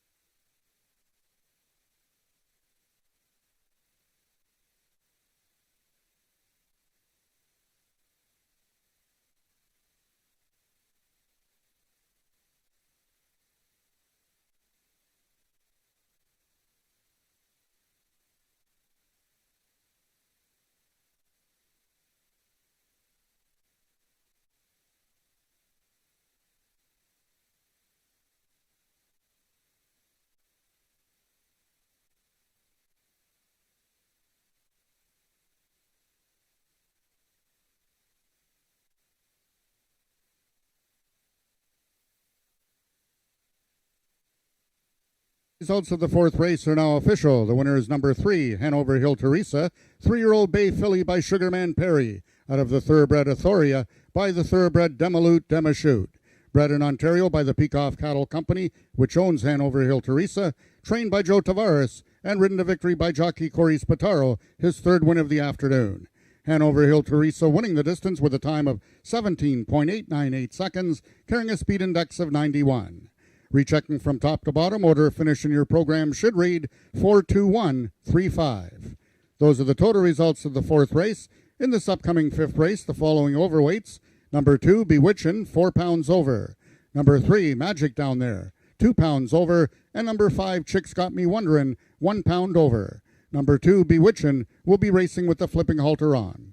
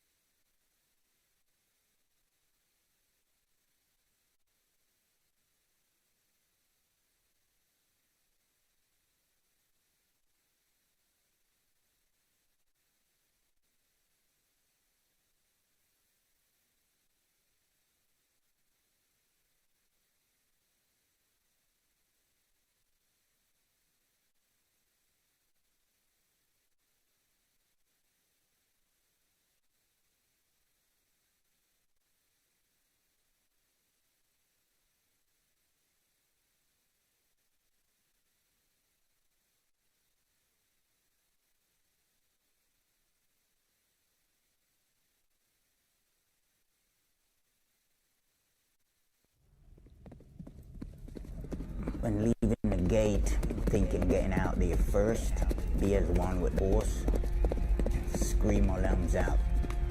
I need to win this race.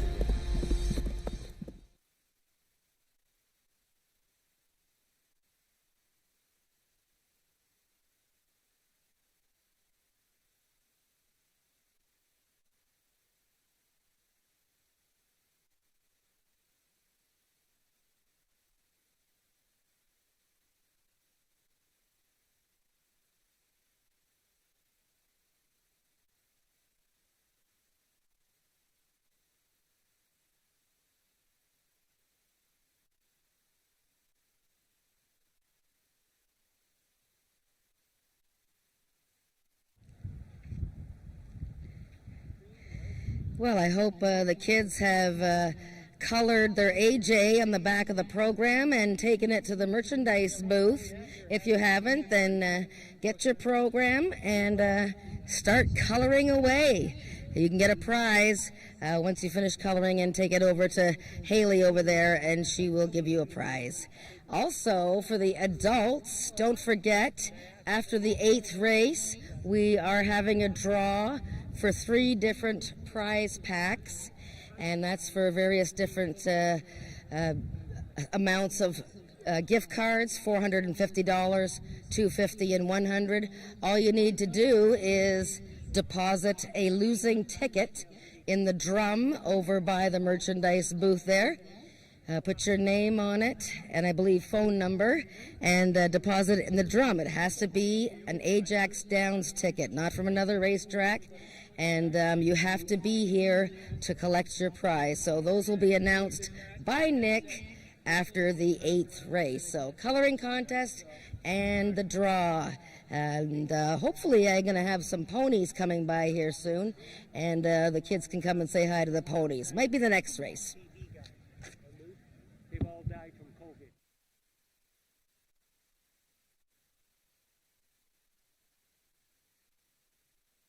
Horse racing makes me feel alive. Horse racing, very thrilling. Horse racing, the speed, be as one with the animal, nothing on earth, on the planet like it. Back in the summer of '69, AjaxDowns opened its doors. It all started when the Peacock family, already big into horse racing, felt a racetrack was the perfect recreational use of their property, especially since Sunday activities in the area were limited. Many remember Peacock Downs and its old J-track. The track was J-shaped and uniquely curved to the right, the opposite way of the other North American tracks. They trained all the horses to turn right, not left, to avoid the highway, and it worked this way for 30 years. In 2009, Peacock Downs became AjaxDowns, and a state-of-the-art 6-furlong oval racetrack was constructed. With about half a century of established horse racing history, AjaxDowns offers world-class racing with horse speeds of 45 miles an hour. It offers slots, dining, and live entertainment, and is still the best activity to take part in on a Sunday afternoon.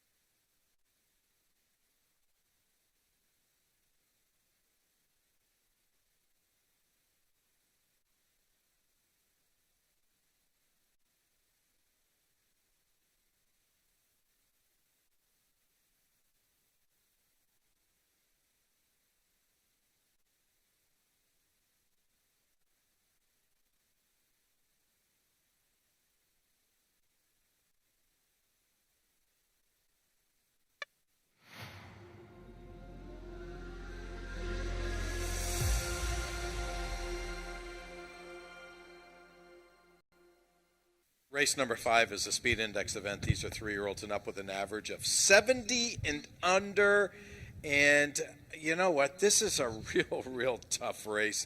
I mean, right now the 4-horse is even money. I know that's your second pick, but we both landed on the 3-horse. Magic Down there.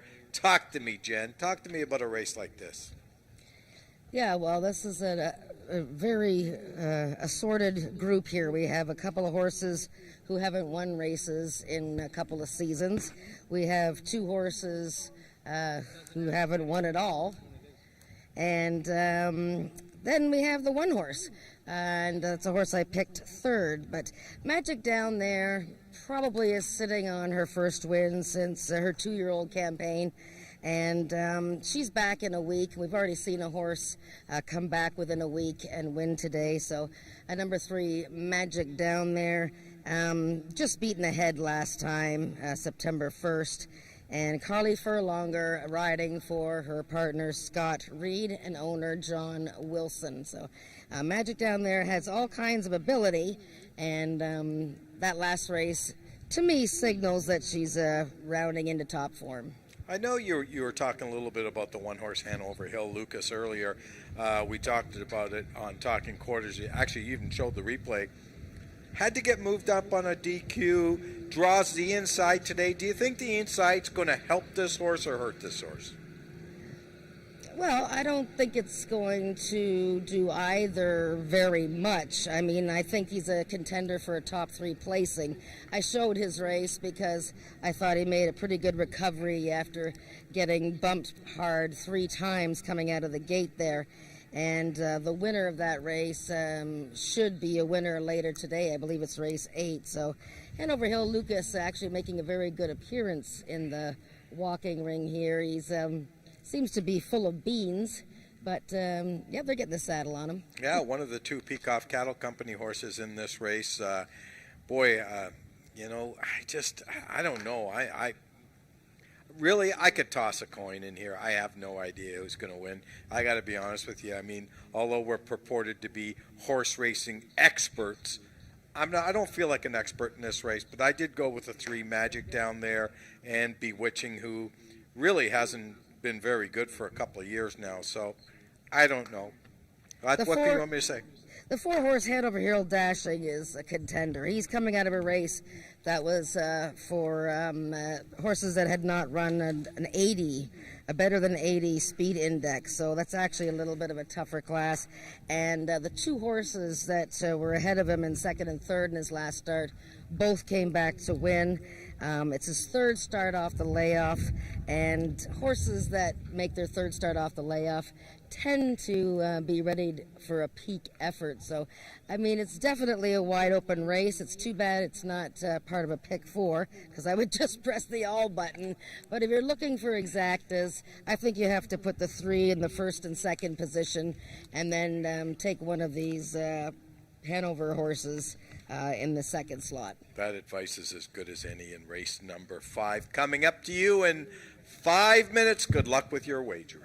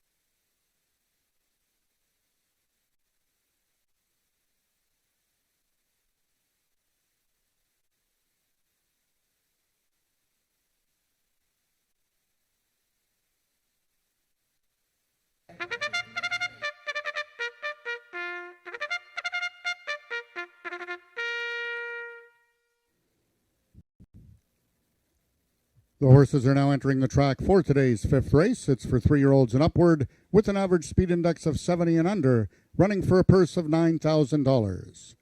Number 1 is the Peacock Cattle Company's Hanover Hill Lucas. Cassandra Jeske in the saddle. Number 2 is Bewitchin', owned by Dan Giles and ridden by Rachel Isaacs.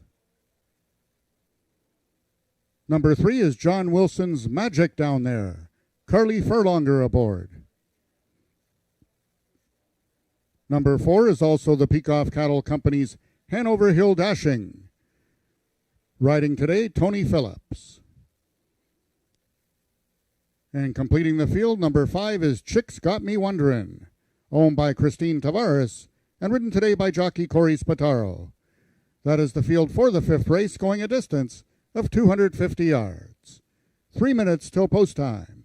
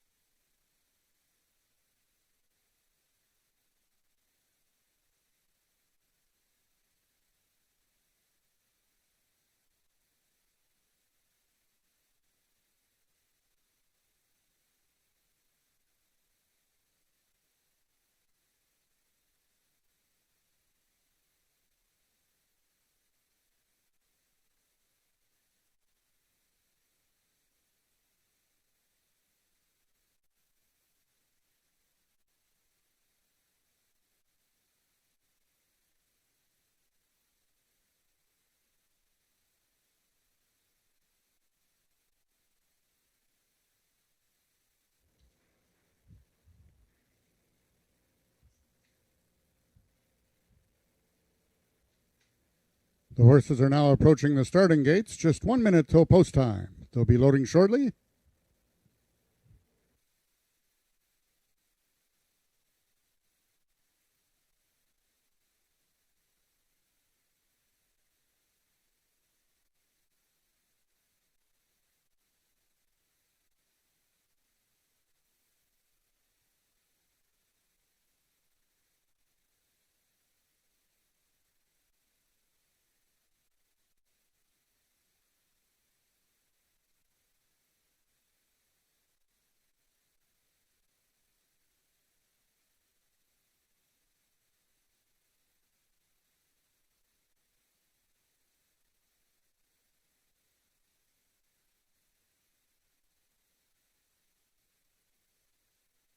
The horses have now reached the starting point. It's post time.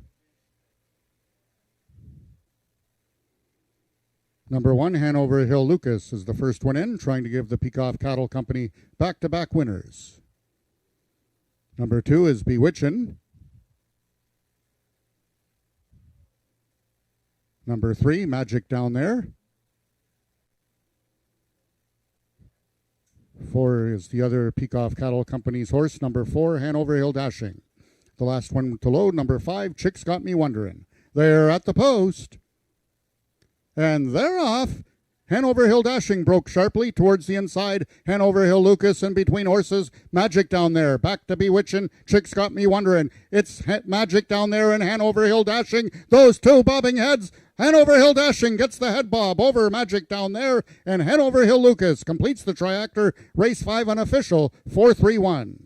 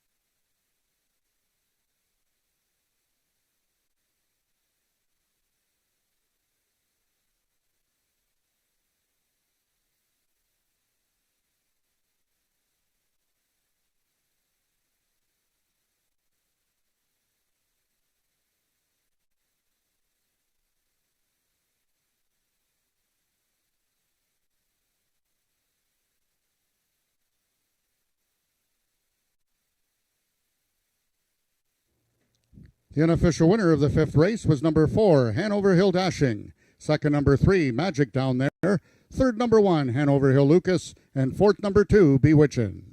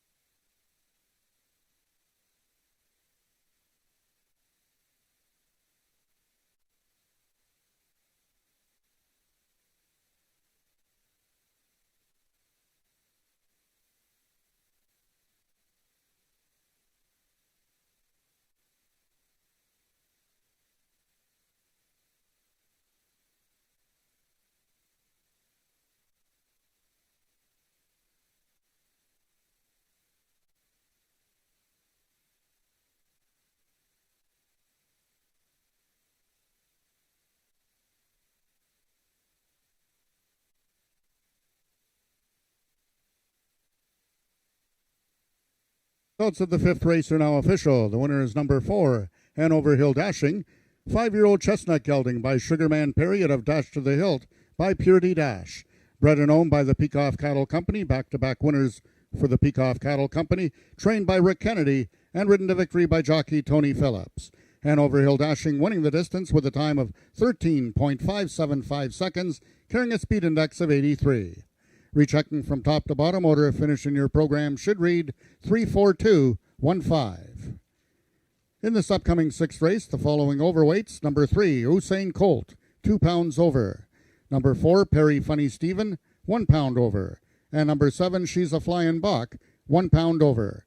Horses racing with the flipping halter on, both number 1, the Kingsman, and number 5, Mom's Extravagant Heart. Race 6 is Race A of the late pick 4.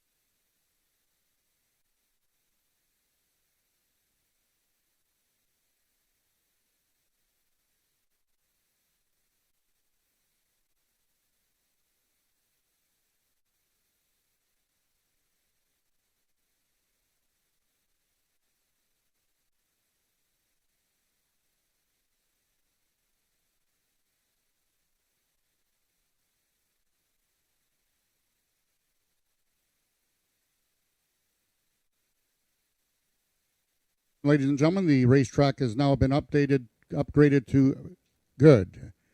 The track conditions are listed as good.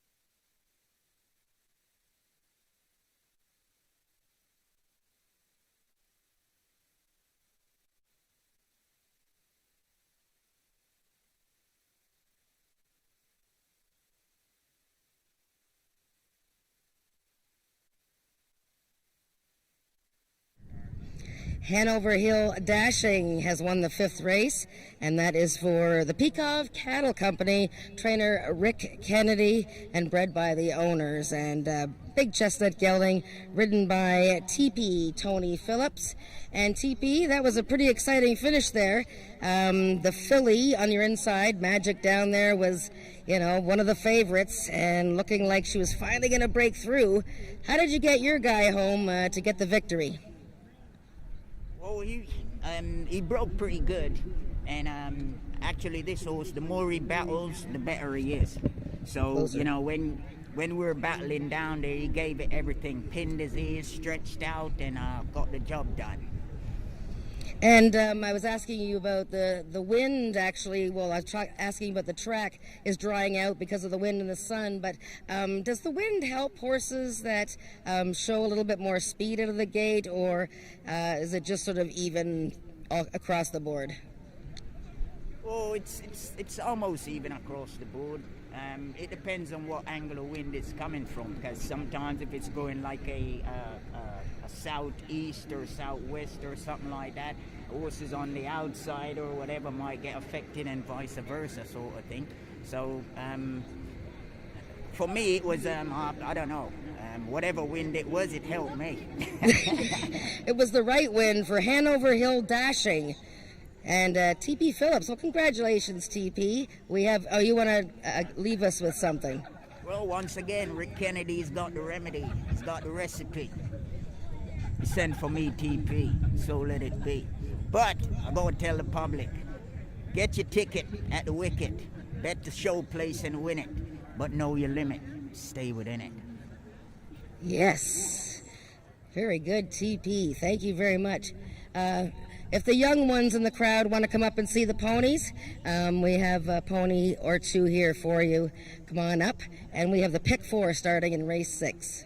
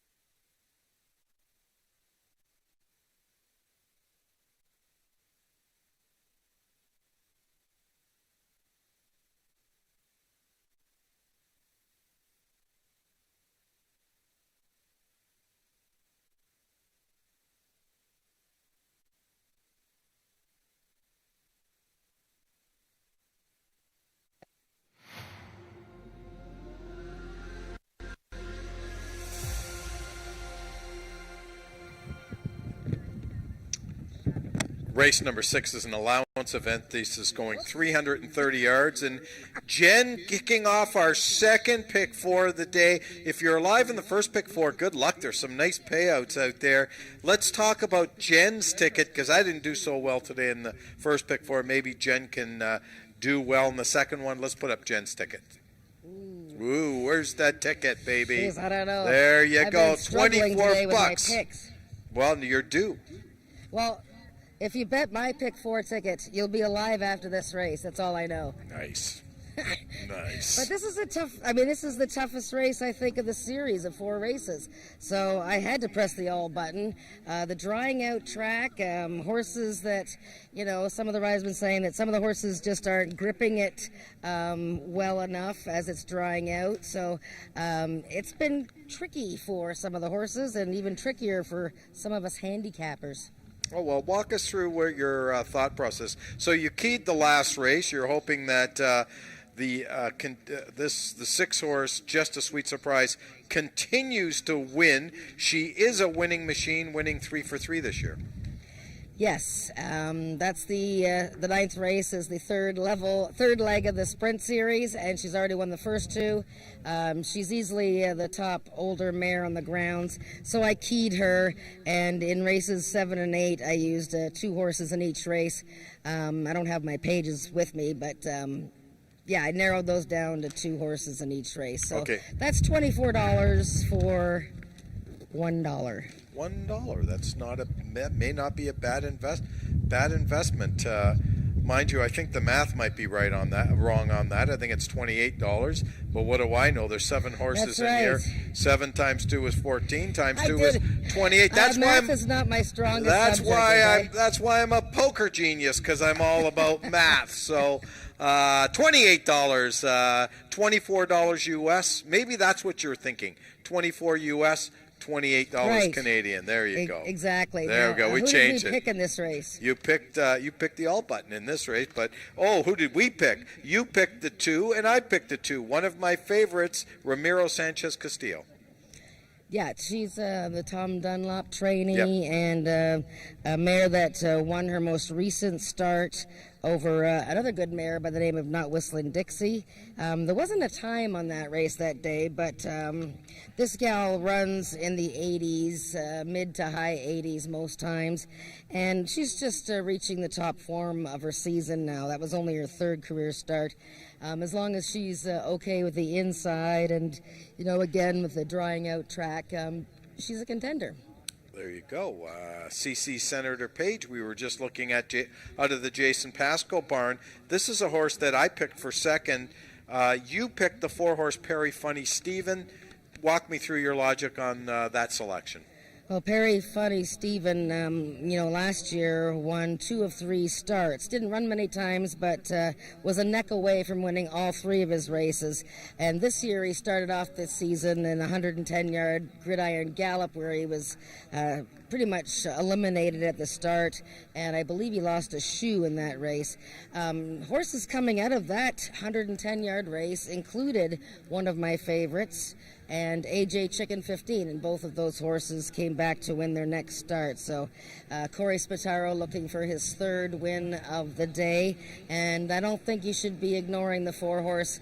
And the fans are all over him. He's even money. Yeah, let's talk a little bit about the 1-horse, the Kingsman.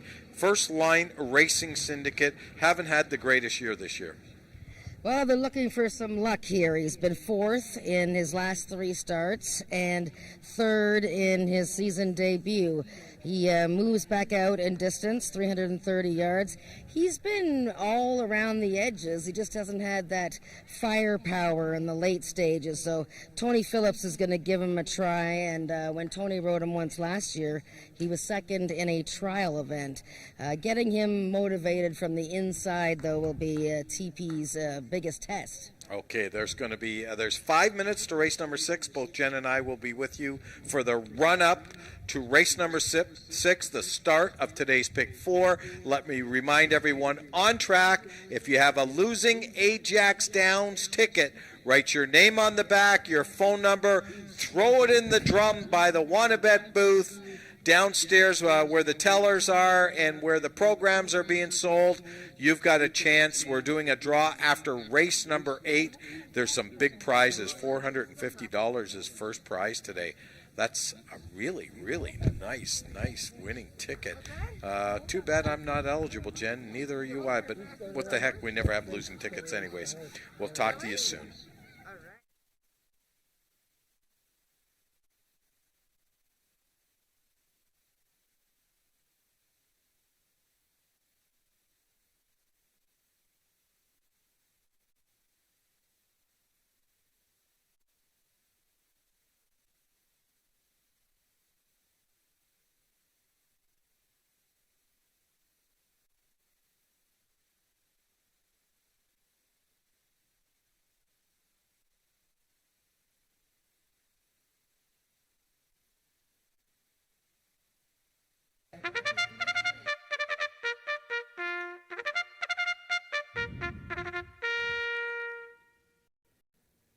The horses are now entering the track for today's 6th race. It's an allowance for 3-year-olds and upward, which have never won 3 races, or Ontario bred or sired, which have never won 5 races.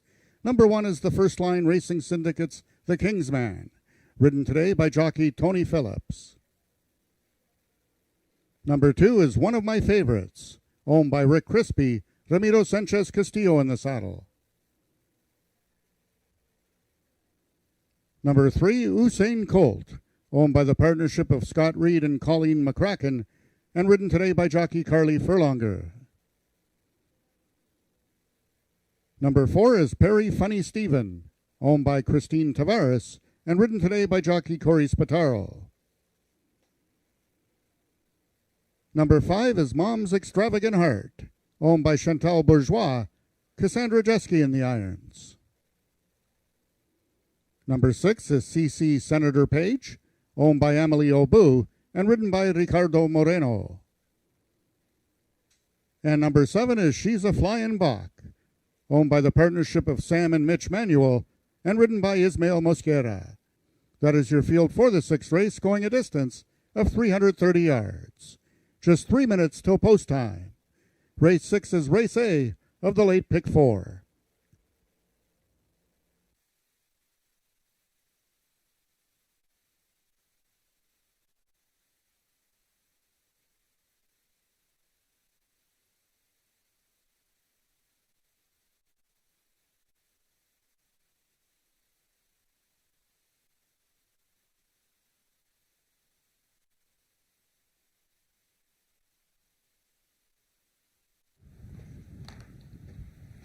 Okay, Jen, run-up is coming up in 2 minutes, or we're going to do it right now.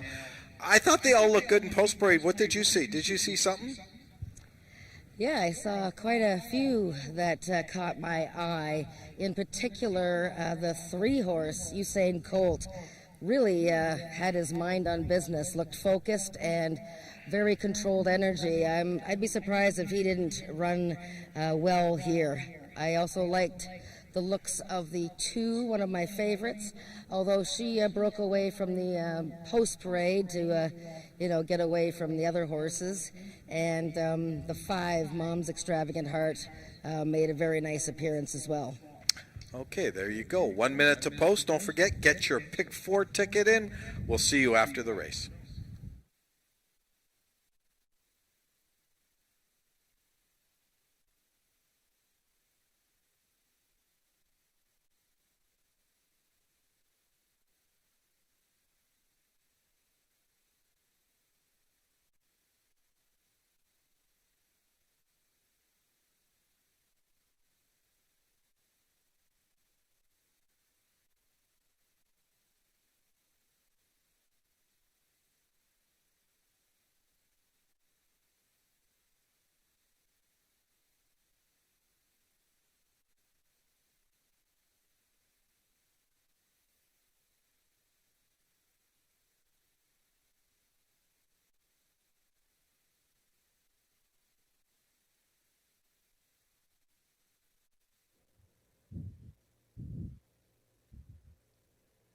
Oh, the horses are now approaching the starting gates. Just 1 minute till post time. They'll be loading shortly.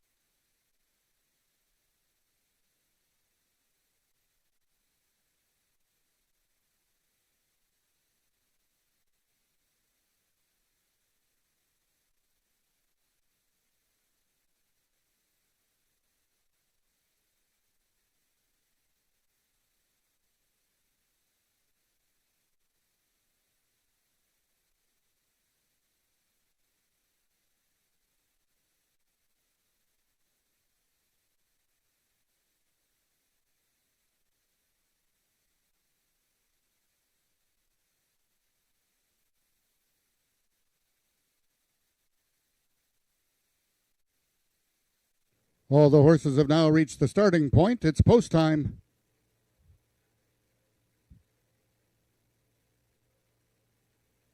Both number 2, one of my favorites, and number 5, Mom's Extravagant Heart, both in. 6 is CC Senator Page, trying to give Moreno and Pasco their second win of the afternoon. Number 3 is Usain Colt, one of 2 four-time winners in the field. The other one is right alongside Perry Funny Stephen. She's a Flying Bach is in, and the last one in from the inside stall, number 1, the Kingsman. They're at the post. And they're off. Out quickly in the center was Usain Colt. Along the fences, the Kingsman, but in the center now, Perry Funny Stephen takes over the lead. From the extreme outside, She's a Flying Bach trying to gain on Perry Funny Stephen, and Corey Spataro is going to win. Oh, yes, he holds on to win his 4th race of the afternoon. One of my favorites, a close second.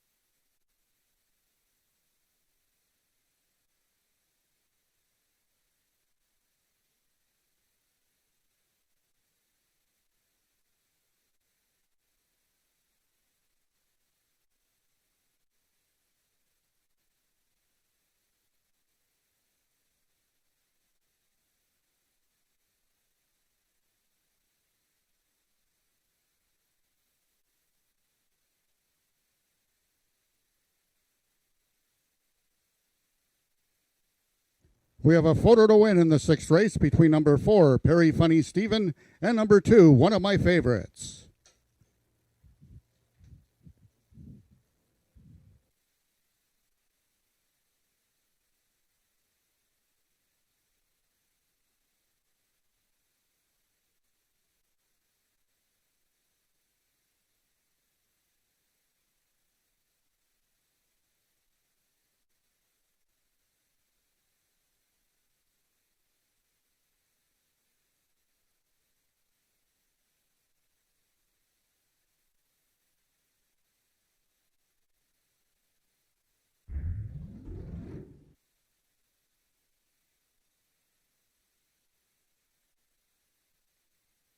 In the win photograph, it was number 4, Perry Funny Stephen, getting the victory over one of my favorites. 3rd was number 7, She's a Flying Bach, and 4th, number 5, Mom's Extravagant Heart.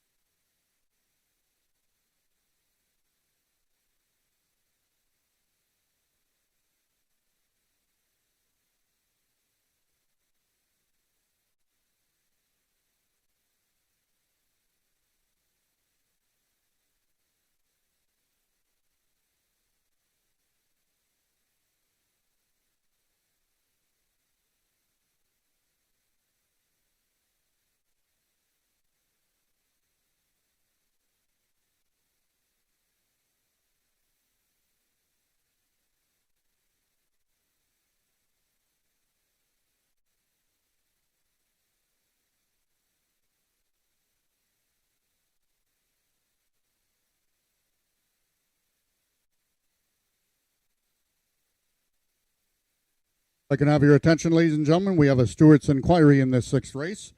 It's regarding the finish between both the number 6, the unofficial 5th place finisher, and number 7, She's a Flying Bach, your unofficial 3rd place finisher. Race is under review by the stewards. Hold all tickets, please, until the 6th race has been posted official.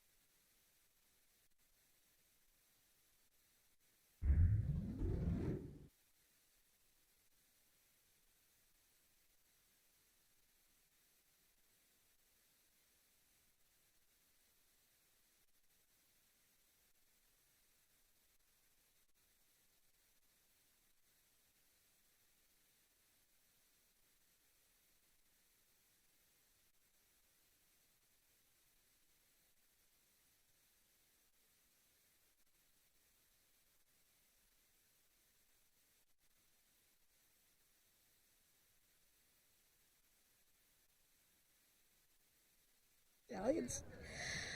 Wow. Okay. Well, if you didn't think it was enough last week when Corey won 4 races and he had all kinds of cheers, he's won 4 again, and there's still more racing to go. This time he's won on Perry Funny Stephen, and this is the 5-year-old of Christine Tavares, an Ontario bred, trained by Joe Tavares. And boy, Corey, you're winning on almost anything these days. This fellow coming off of a troubled season debut, I'm sure you're familiar with Perry Funny Stephen. He's won 4 races in his career, but was there any instructions from the gang on this horse? Not really. They just said that he's a really cool dude, nice behaved horse, straightforward. Tell me, when you're riding, as you are right now, and just horses seem to be winning, like, you were leading there, and then one of my favorites was coming up and you're inside, but you still managed to win. There has to be something to be said for confidence in addition to skills and horses. I mean, you're riding this well. You must feel good every time you come out of the gate. I think I just have more of a clearer head going into racing nowadays. I just try and stay positive. If something bad happens, I just try and shake it off and not worry about it, because, the days are long. And I just kind of take them one race at a time. Well, so far that's 8 wins in 1.5 racing days, and you got the big little filly coming up in the last race. I'll let you go. Congratulations, Corey Spataro, his 4th win of the day. He won 4 last week, and congratulations to the Tavares family for Perry Funny Stephen and his victory over one of my favorites.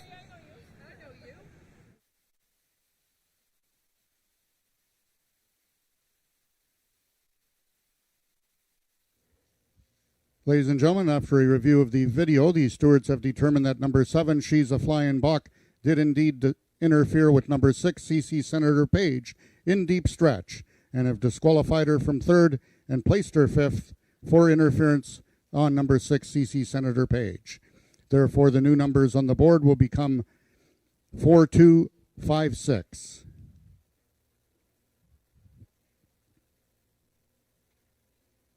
The sixth race is now official. The winner is number 4, Perry Funny Stephen, 5-year-old Sorrel Gelding by Sugarman Perry out of Go Smashing Baby by Smooth First Down.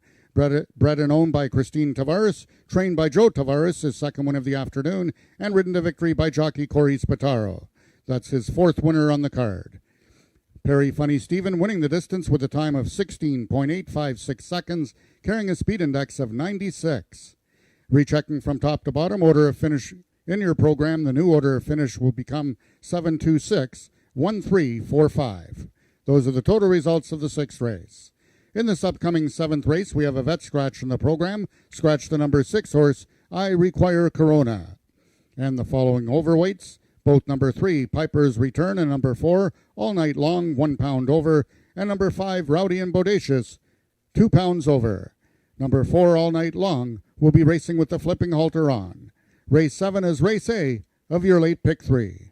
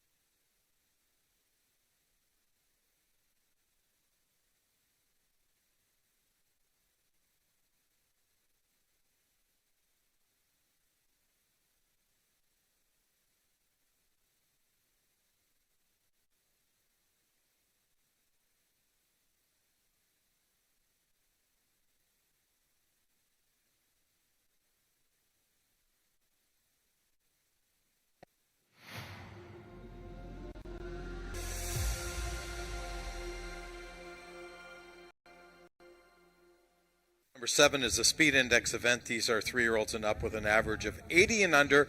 250 yards is the distance. I think that may be the key in this race, Jen, because this is a pretty short race. We're going to look for something with speed. I know you landed on the 2 Red Wagon Dust. I landed outside Rowdy and Bodacious. I don't know. Red Wagon Dust is going to have to show more speed. Well, he's did okay going 250 yards to begin the season, and he's just in really good form right now. He recently went on the Lasix program, and now he's coming off his first win. I tell you, the wind has really picked up here. I think we're about to have some umbrellas go for a fly here. But, yeah, so Red Wagon Dust, he's just really on his game. And look at him in the walking ring here. He is shiny, he's keeping his cool, and I think he's got a big chance. Okay, let's talk about the 5-horse Rowdy and Bodacious. I went this way. I thought the outside post might help this horse. He likes the distance. He's run 250 yards 3 times in his life with a win in the 3rd. What say you? What say me? Well, Rowdy and Bodacious, I thought was going to win his last race, and I believe the race before that. In fact, all 3 of his starts have been okay, except for last time he didn't really break all that sharply. So he can break from the gate a lot better than he did in his most recent, and he really is due for another win. He won 3rd time out in 2020, and it's only a matter of time before Carly Furlonger gets her first victory since her comeback. Okay, the 4-horse. All night long, Ismael Mascara, Bob Broadstock, they haven't done so great today. I mean, they have had a second, but I expected more from them. Maybe this horse will change their luck. Well, he ran quite well in his opener, and in fact, a stablemate, Ms. Mexican Mouse, won that day. And this guy was going 250 yards in that opener and was trying to close ground. Probably just needed the race after the layoff, so I expect him to go forward here and hit the top 3. Okay, there are 7 minutes to race number 7, the start of our late pick 3. Hopefully you're alive in the pick 4. Maybe we can cash both tickets. I know you're alive, Jen, because you pressed the all button in the last race. 7 to race number 7. We'll see you after the race.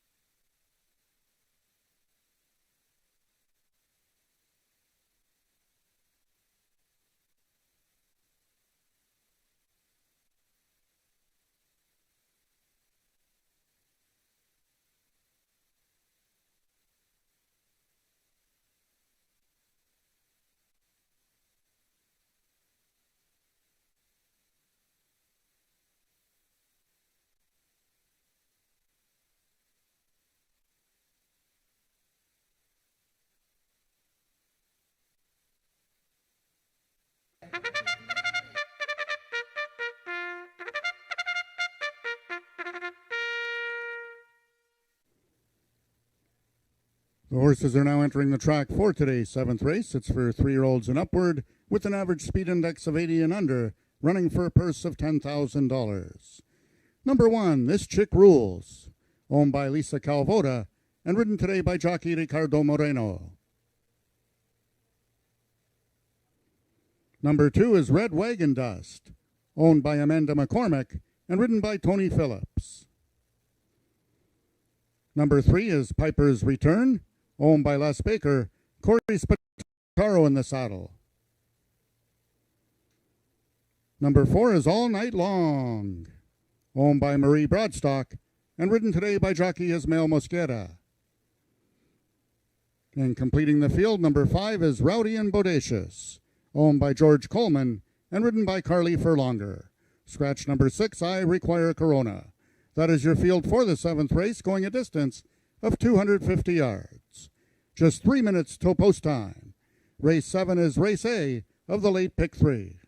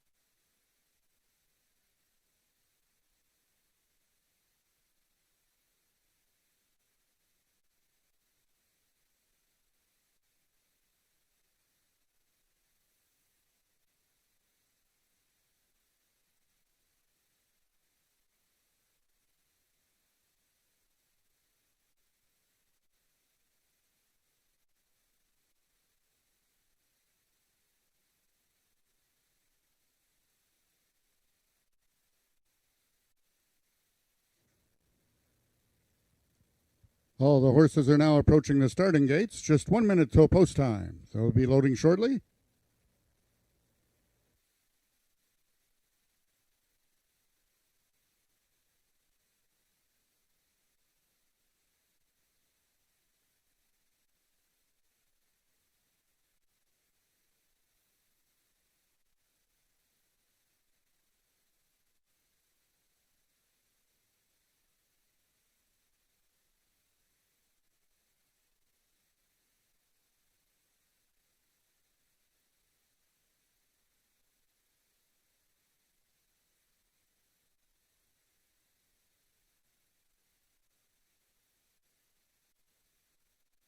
All the horses have now reached the starting point. It's post time. The horses are entering the starting gates. Number 1, This Chick Rules, trying to give jockey Ricardo Moreno his second win of the afternoon. Number 2 is Red Wagon Dust, jockey Tony Phillips aboard, also looking for his second winner in the card. Number 3, Piper's Return, Corey Spataro aboard looking for win number 5.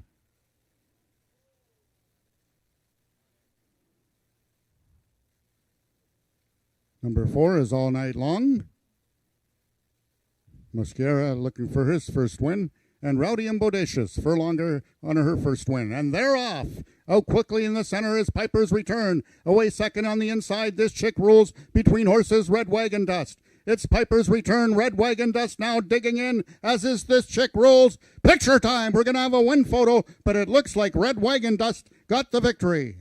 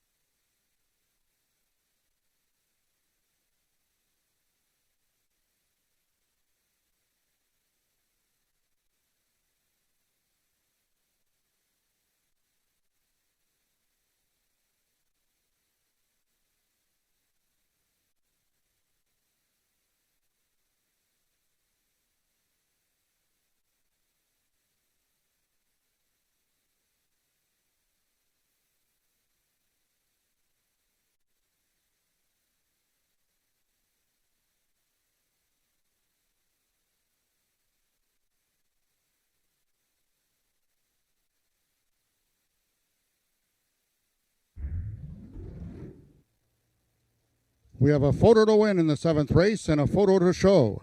In the win photo was number 2, Red Wagon Dust, getting the victory over number 1, This Chick Rules. And in the show photo, it's number 3, Piper's Return, over number 4, All Night Long.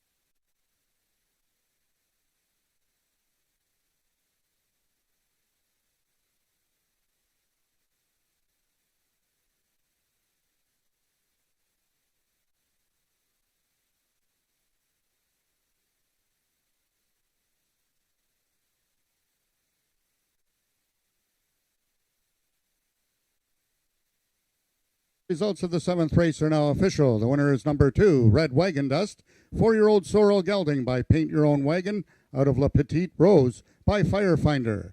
Folded, Ontario by Gary and Marlene McNichol, Red Wagon Dust is owned and trained by Amanda McCormick and ridden to victory by jockey Tony Phillips, his second winner on the card. Red Wagon Dust winning the distance with a time of 13.687 seconds, carrying a speed index of 78. Rechecking from top to bottom order, finishing your program should read 21345 at scratch. In this upcoming 8th race, just the one overweight, number 5, Goodness Gracious, is 1 pound over. Race 8 is the first half of the late daily double.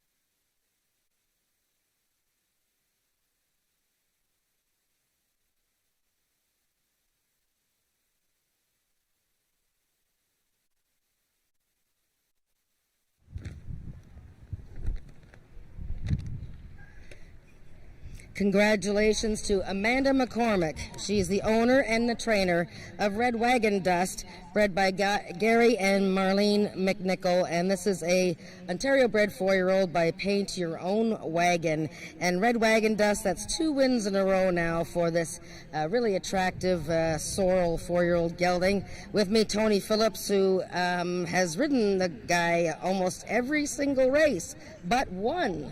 And now on a little winning streak, TP. It's hard not to cheer for a horse like this, and Amanda, who's got a small stable and works very hard with her own horses, and now 2 wins in a row for this guy. It's super. He was born in June, that guy. Interesting. Oh, so that late fall. I Yeah, didn't late even fall. know that. So tell me about him today. That looked like a pretty close finish. Oh, that was, I couldn't be more proud of this horse today. I mean, he dug in everything he got, had his ears pins stretched out, and he was not going to lose today. So that's why I said, in the wind gust, it was Red Wagon Dust in whom we put our trust. It was a must. Wow, very good. He's got all the answers to that. TP, congratulations. That's your second winner today. Oh, yeah. And there's still 2 more races to go. So very good work on Red Wagon Dust. Hopefully we'll get the chance to talk to Amanda one of these days, but I know you're very happy for her. Oh, very much so. It's a delight working for Amanda. She absolutely loves her horses, and she does everything TLC. I give him some TLP, everything that we need, sort of thing. And it's just a pleasure working with them. Very good. All right, TP. Thank you very much. All right, we got race 8 coming up in 17 minutes.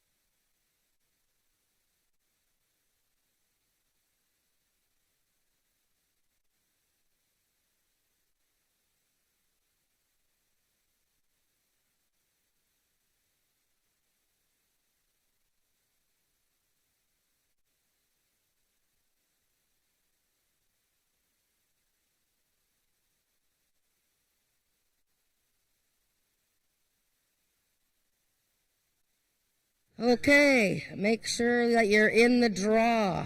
We are announcing the 3 winners, or pulling the tickets from the drum after the 8th race, and that will be in about anywhere from 17 to 18 minutes or so.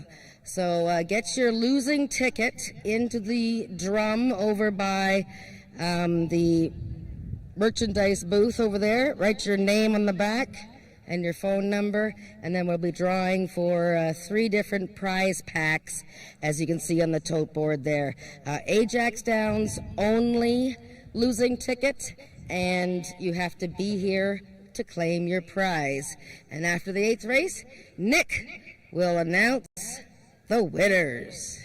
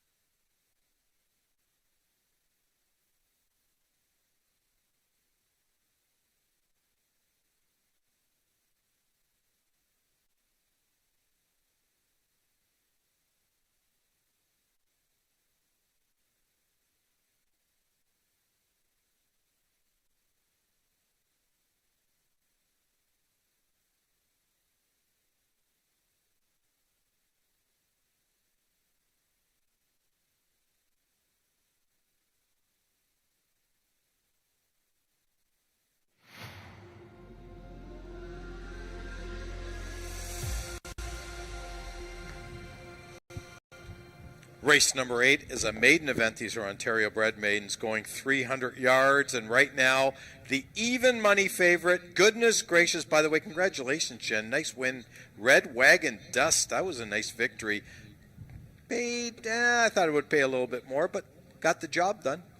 Took a lot of late money, that horse. I mean, he came on the track. He was kicking up his hind legs. I mean, he just looked like he was just ready to go and happy to be here. And, yeah, fantastic little horse. Okay, let's talk about race number 8. And let me remind everyone, make sure you get those losing tickets in right after this race, because I'm going out there. I'm going to do the draw for those 3 winners today. Make sure you've got your name on the ticket, the phone number, and it has to be an AjaxDowns losing ticket, not a simulcast ticket, so it has to be bet on the Downs. 5, 6, 6, 5, those are the 2 horses I see in here. Do you see anything I don't see? No, I think those are the 2 horses. I mean, you could make a case for the 1 to perhaps sneak in there. But goodness gracious, such an easy winner last time. But unfortunately, she had broke outward and caused some interference to another horse, and she was disqualified. But talking to trainer Carol McIntyre earlier, and they think they found the reason why she's been doing that little habit. So they're really hoping that today she's going to come out of there straight and strong and gallop to victory again. But I like the way the 6-horse Cool Castillo came into the walking ring here. He just came in like he owned the place, just marching in. Tom Dunlop on the pony was just trying to slow him down. There he is right there going by, and he's swishing his tail. But yeah, the two bottom horses look pretty strong. Okay, race number 8, of course, is the first part of our late daily double. Race number 9 is our feature race on today's card of racing, the QROI Sprint Series number 3. $20,600 or $700 up for grabs in race number 9. You might want to bet a double in here, so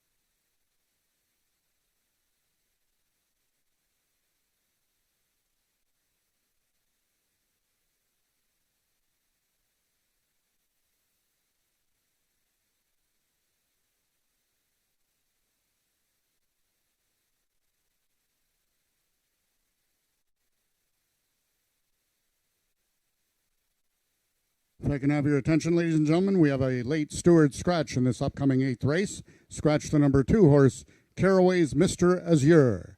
A late steward scratch the number 2 horse, Caraway's Mr. Azure.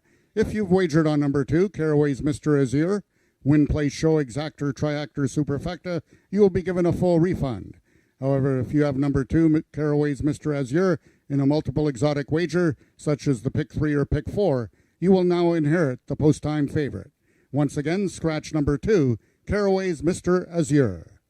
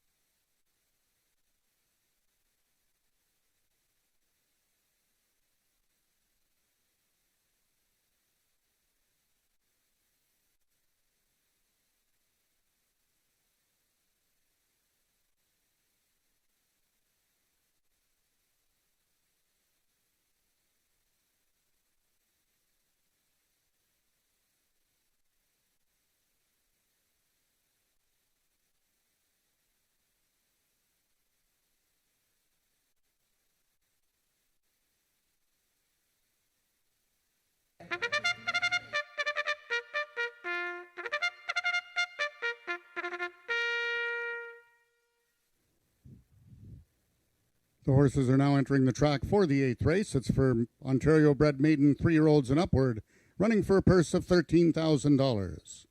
Number 1, Red and Wild Signature, owned by Howard Walton and ridden by Tony Phillips. Scratch number 2, Caraway's Mr. Azure. Number 3, Caraway's Candy Lane, owned by Luke Menard and ridden by Cassandra Jeske.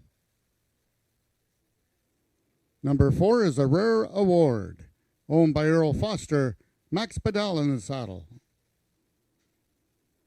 Number 5 is the Big Dog Racing Stable's Goodness Gracious, ridden today by jockey Ismael Mosquera. And completing the field, number 6 is Cool Castillo, owned by Rick Crispy and ridden by Ramiro Sanchez Castillo. That is the field for the 8th race, going a distance of 300 yards.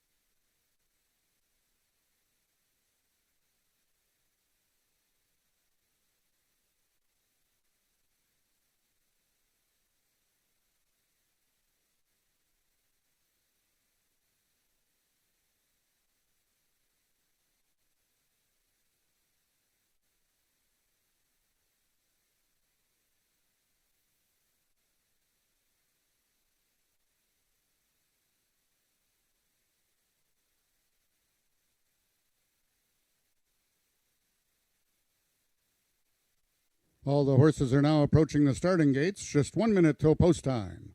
They'll be loading shortly.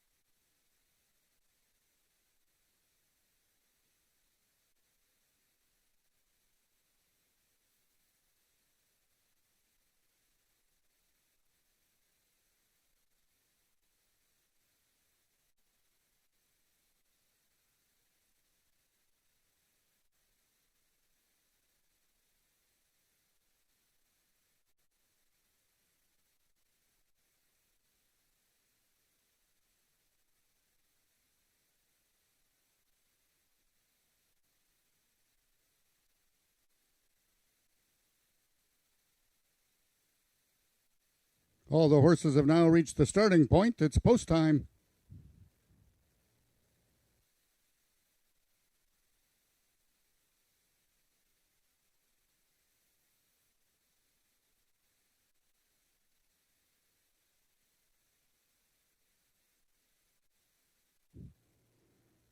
The horses are now entering the starting gates. First one in, number 1, Red and Wild Signature, trying to give Rick Kennedy his second winner on the card, and jockey Tony Phillips his third win of the afternoon. Number 3 is Caraway's Candy Lane, making his lifetime debut today. Cassandra Jeske aboard. Number 4 is A Rare Award, one of the longest shots on the board at 21-1, Max Pedal in the saddle. The heavy choice is number 5, Goodness Gracious, 6-5 with Ismail Mosquera. They're at the post. And they're off. Goodness Gracious on the outside. In the center, second is Caraway's Candy Lane. Along the rail is Red and Wild Signature. And now Cool Castillo is picking it up. But he's going to have to do some running to catch Goodness Gracious. Goodness Gracious hangs on and is a maiden no more. Cool Castillo second. Red and Wild Signature completes the triactor. Race 8 unofficial, 5-6-1.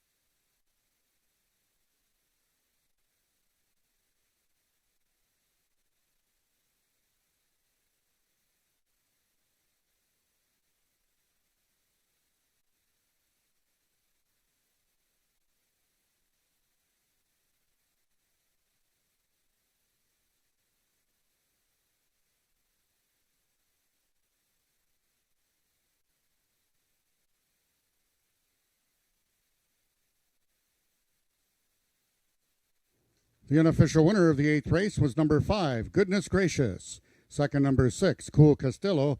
Third, number 1, Red and Wild Signature.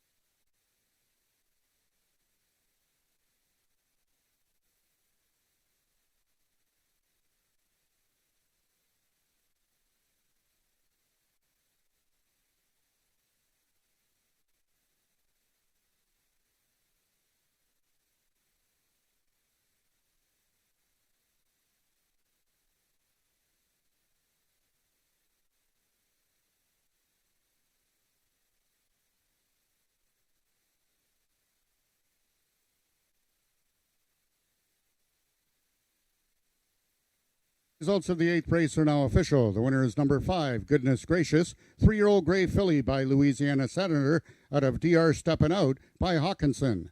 Bred and owned by the Big Dog Racing Stable, Goodness Gracious is trained by Carol McIntyre and ridden to victory by jockey Ismail Mosquera. Goodness Gracious winning the distance with a time of 15.722 seconds, carrying a speed index of 84. Rechecking from top to bottom, order of finish in your program should read 3 scratch 4 512. Those are the total results of the 8th race. In this upcoming 9th race, the following overweights: number 1, Favorite Pearl, 4 pounds over; number 3, Maryland Magic, 1 pound over; and number 6, Just a Sweet Surprise, 1 pound over. Number 2, Carneros, will race with the flipping halter on.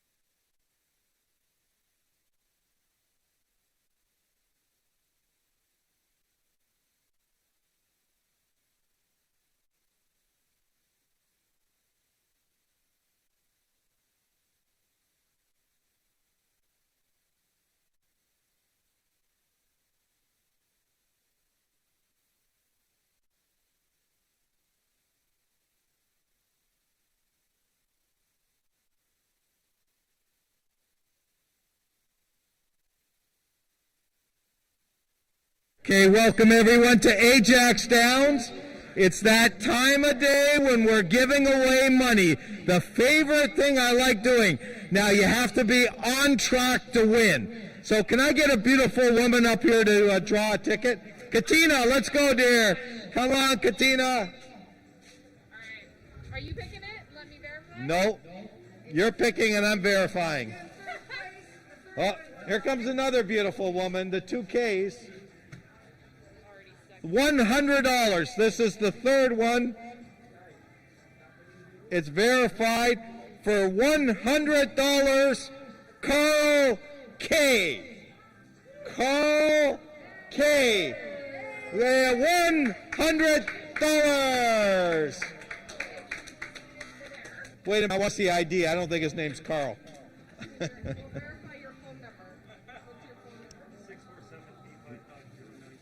Okay, calls the first winner. Now let's get to some serious money now. 250? Yes, $250. En la Costa. Costa, $250. Yes, and a gift card. Oh, in gift card? Just gift cards. What can you buy with it? A bunch of stuff. Oh, a bunch of stuff. Okay, sorry, Gus. Okay, don't leave because we're taking a picture. We're sending it to the police station and the CRA. The CRA got, you get taxed on this if you're in the U.S. Okay, and the grand prize winner, $450 in gift cards, is Sherry Lavery. Sherry. I hear her. Here, run, Sherry, run. Yeah, baby. Oh, hold on. No, that's a mistake. It wasn't Sherry. I'm sorry. Okay, Sherry. All right, over here with the two ugly guys.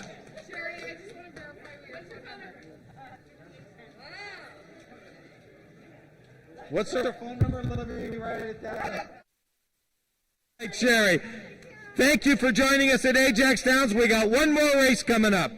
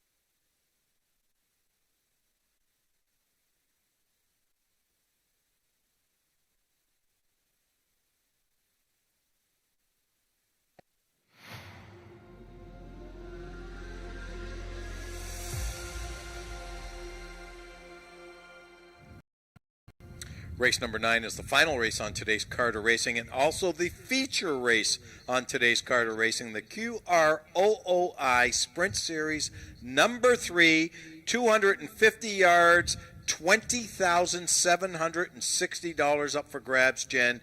And not surprising, the big favorite right now is the 6-horse. Just a Sweet Surprise, looking for her 4th win in a row this year. A 4th win in a row going back to last year, because, right. Looking for her 4th. That's right. This year. Right. Okay. Got it. That's okay. I've made mistakes. Not often, but sometimes I do. Okay. Well, she was the High Point Older Mare last year, and she was actually runner-up in the Sprint Series to Carneros in 2020. But now she's leading the points and just needs a good finish here to wrap up as the Sprint Series champion, and she'll be recognized at the year-end awards. Look at her today, Nick. I mean, she's just... I mean, it's windy, so there's things kind of like, flying around, and she's on her toes. She's got dapples on on both sides of her body. I mean, she looks absolutely amazing, and 3 to 5 is about right. Not only does she look amazing, trainer Craig Spada, look at him. He looks fantastic out there, Craig. You know what? You're getting into shape. You might be back on that hockey rink refereeing those NHL games pretty soon. Anyways, Craig's done an absolute phenomenal job with this mare. Hopefully he can keep it up for one more race. Let's talk about some of the contenders in here. The 2-horse Carneros. This is a horse that, you know what? He is fast. Yep, he's very fast. He set a world record that lasted more than a year. He set that at 110 yards a couple years ago, and he won the Sprint Series.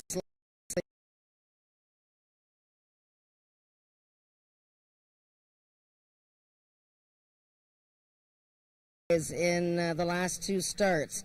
Has to figure out a way to get by that tough little gal. Inside post, the 2 posts, Ricardo Moreno is going to take over as Ismail is going to ride Maryland Magic. And I was wondering about your thoughts, Nick, on Maryland Magic cutting back to 250. Okay, I just got a note here from my sidekick, Monique. Craig Spada, I just talked about Craig earlier. It was his 5th, Craig. Oh, Happy 50th birthday. Wish you all the luck and success today. Move on. Race to horse number 3, Maryland Magic. Talk to me about this horse. Yeah, well, I was going to ask you about what you think about him shortening up to 250 yards. It's been a long time since we've seen this old-timer go that short. He's coming off a win. Ismail's going to ride him today, but the win was at 350. How do you think he'll do at 250? Well, you know what? I think he likes the longer distance.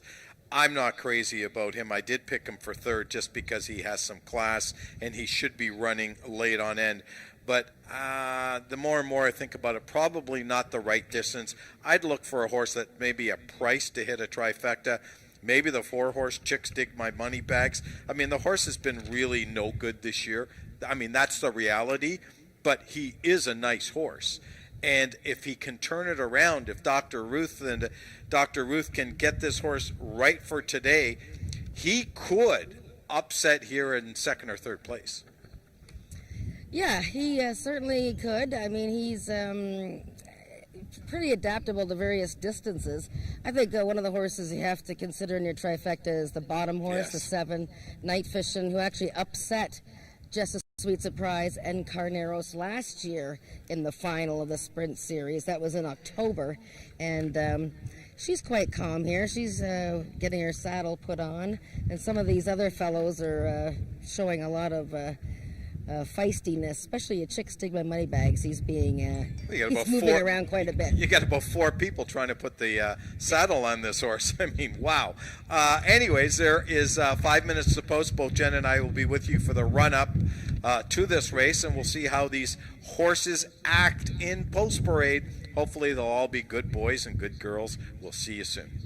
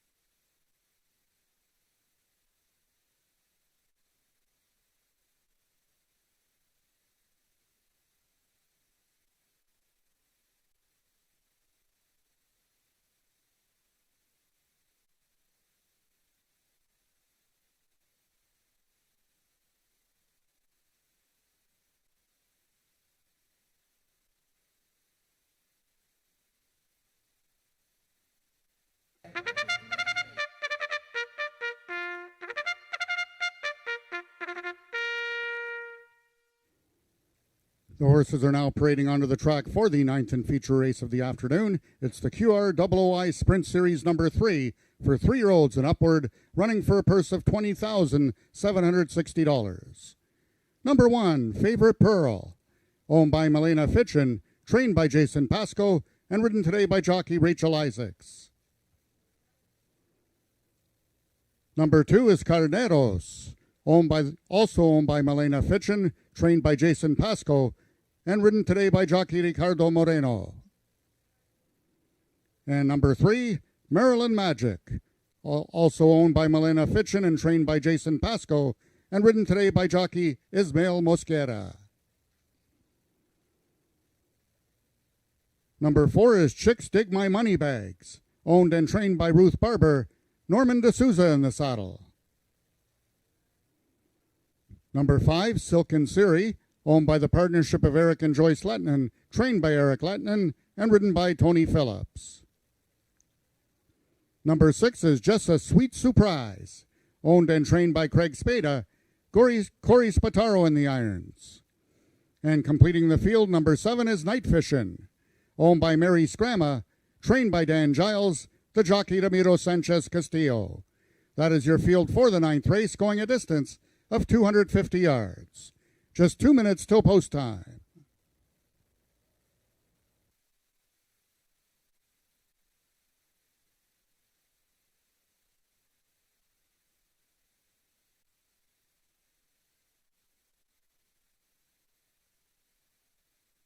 Okay, our feature race coming up in about a minute and a half, Jen. What can I say? I mean, these horses really look good to me in post-parade. Anything stand out to you? Well, they're the top older horses on the ground, so they all look really great. And, I thought, let me see, well, Favorite Pearl made quite a nice impression. I'm not sure she's quite up to these, but she does look excellent. Just a Sweet Surprise looks great.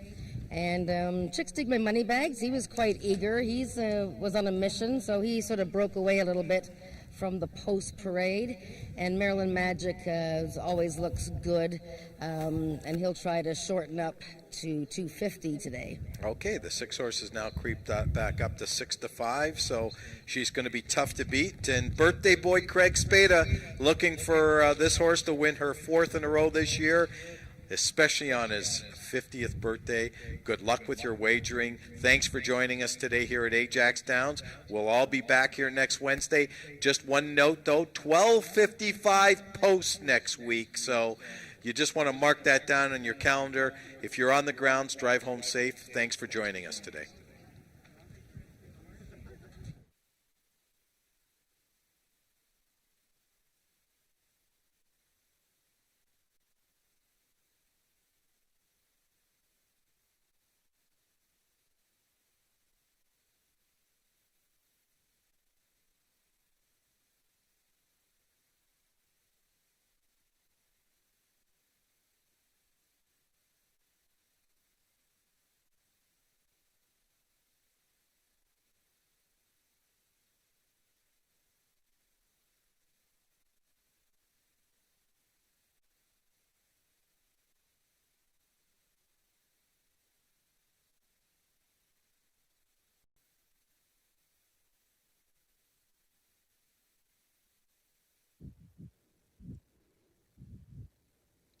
All the horses are now approaching the starting gates. Just 1 minute till post time.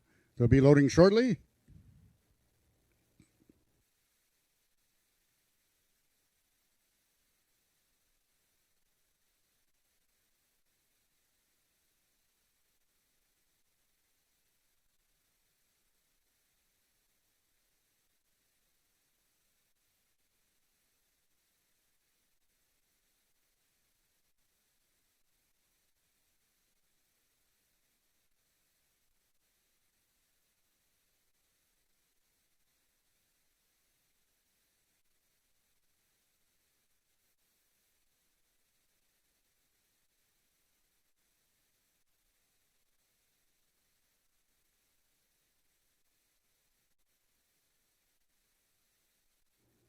All the horses have now reached the starting point. It's post time.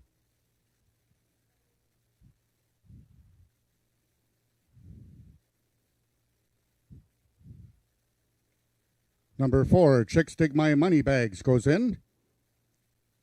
Number 1, Favorite Pearl. 2 is Carneros.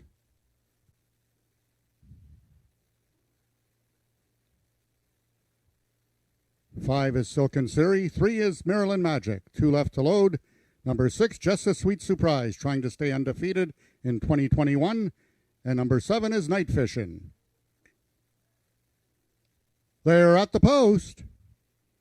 And they're off. Just a Sweet Surprise broke well as usual. In the center, Maryland Magic is very game. To his inside is Carneros. Just a Sweet Surprise and Maryland Magic. Carneros along the rail. Who's it going to be coming to the payoff? It looks like Maryland Magic in an upset victory in the QROOI Sprint Series number 3. Just a Sweet Surprise was second, and it's close for show.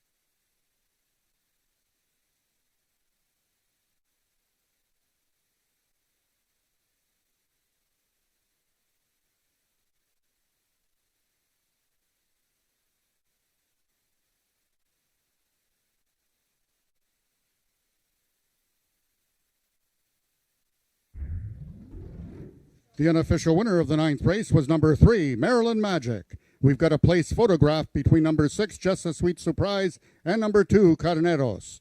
4th was number 7, Night Fishing.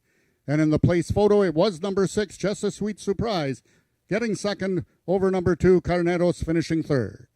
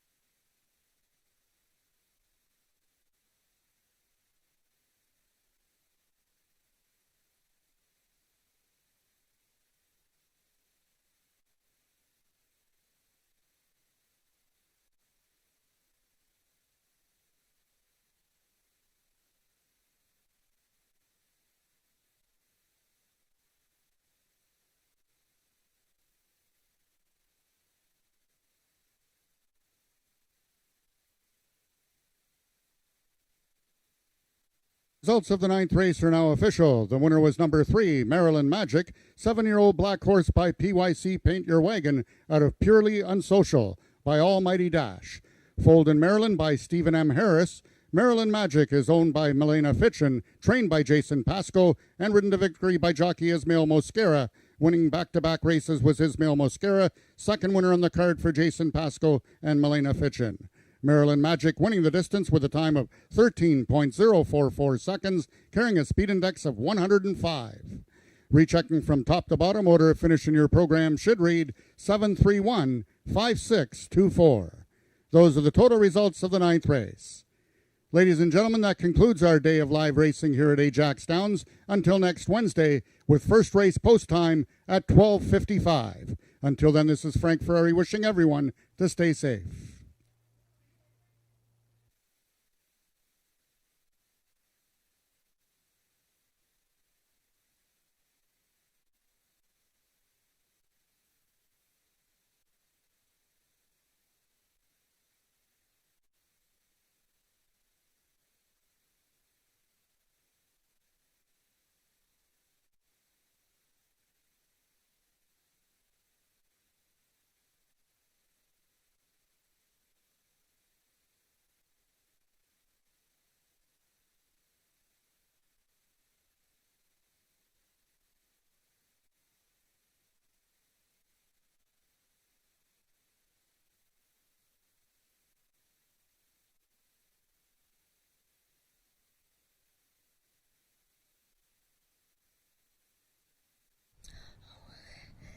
Wow. Okay, a little upset there. Maryland Magic, the 7-year-old stallion owned by Milena Fitchin. I'm surprised Milena's not here to see your handsome boy.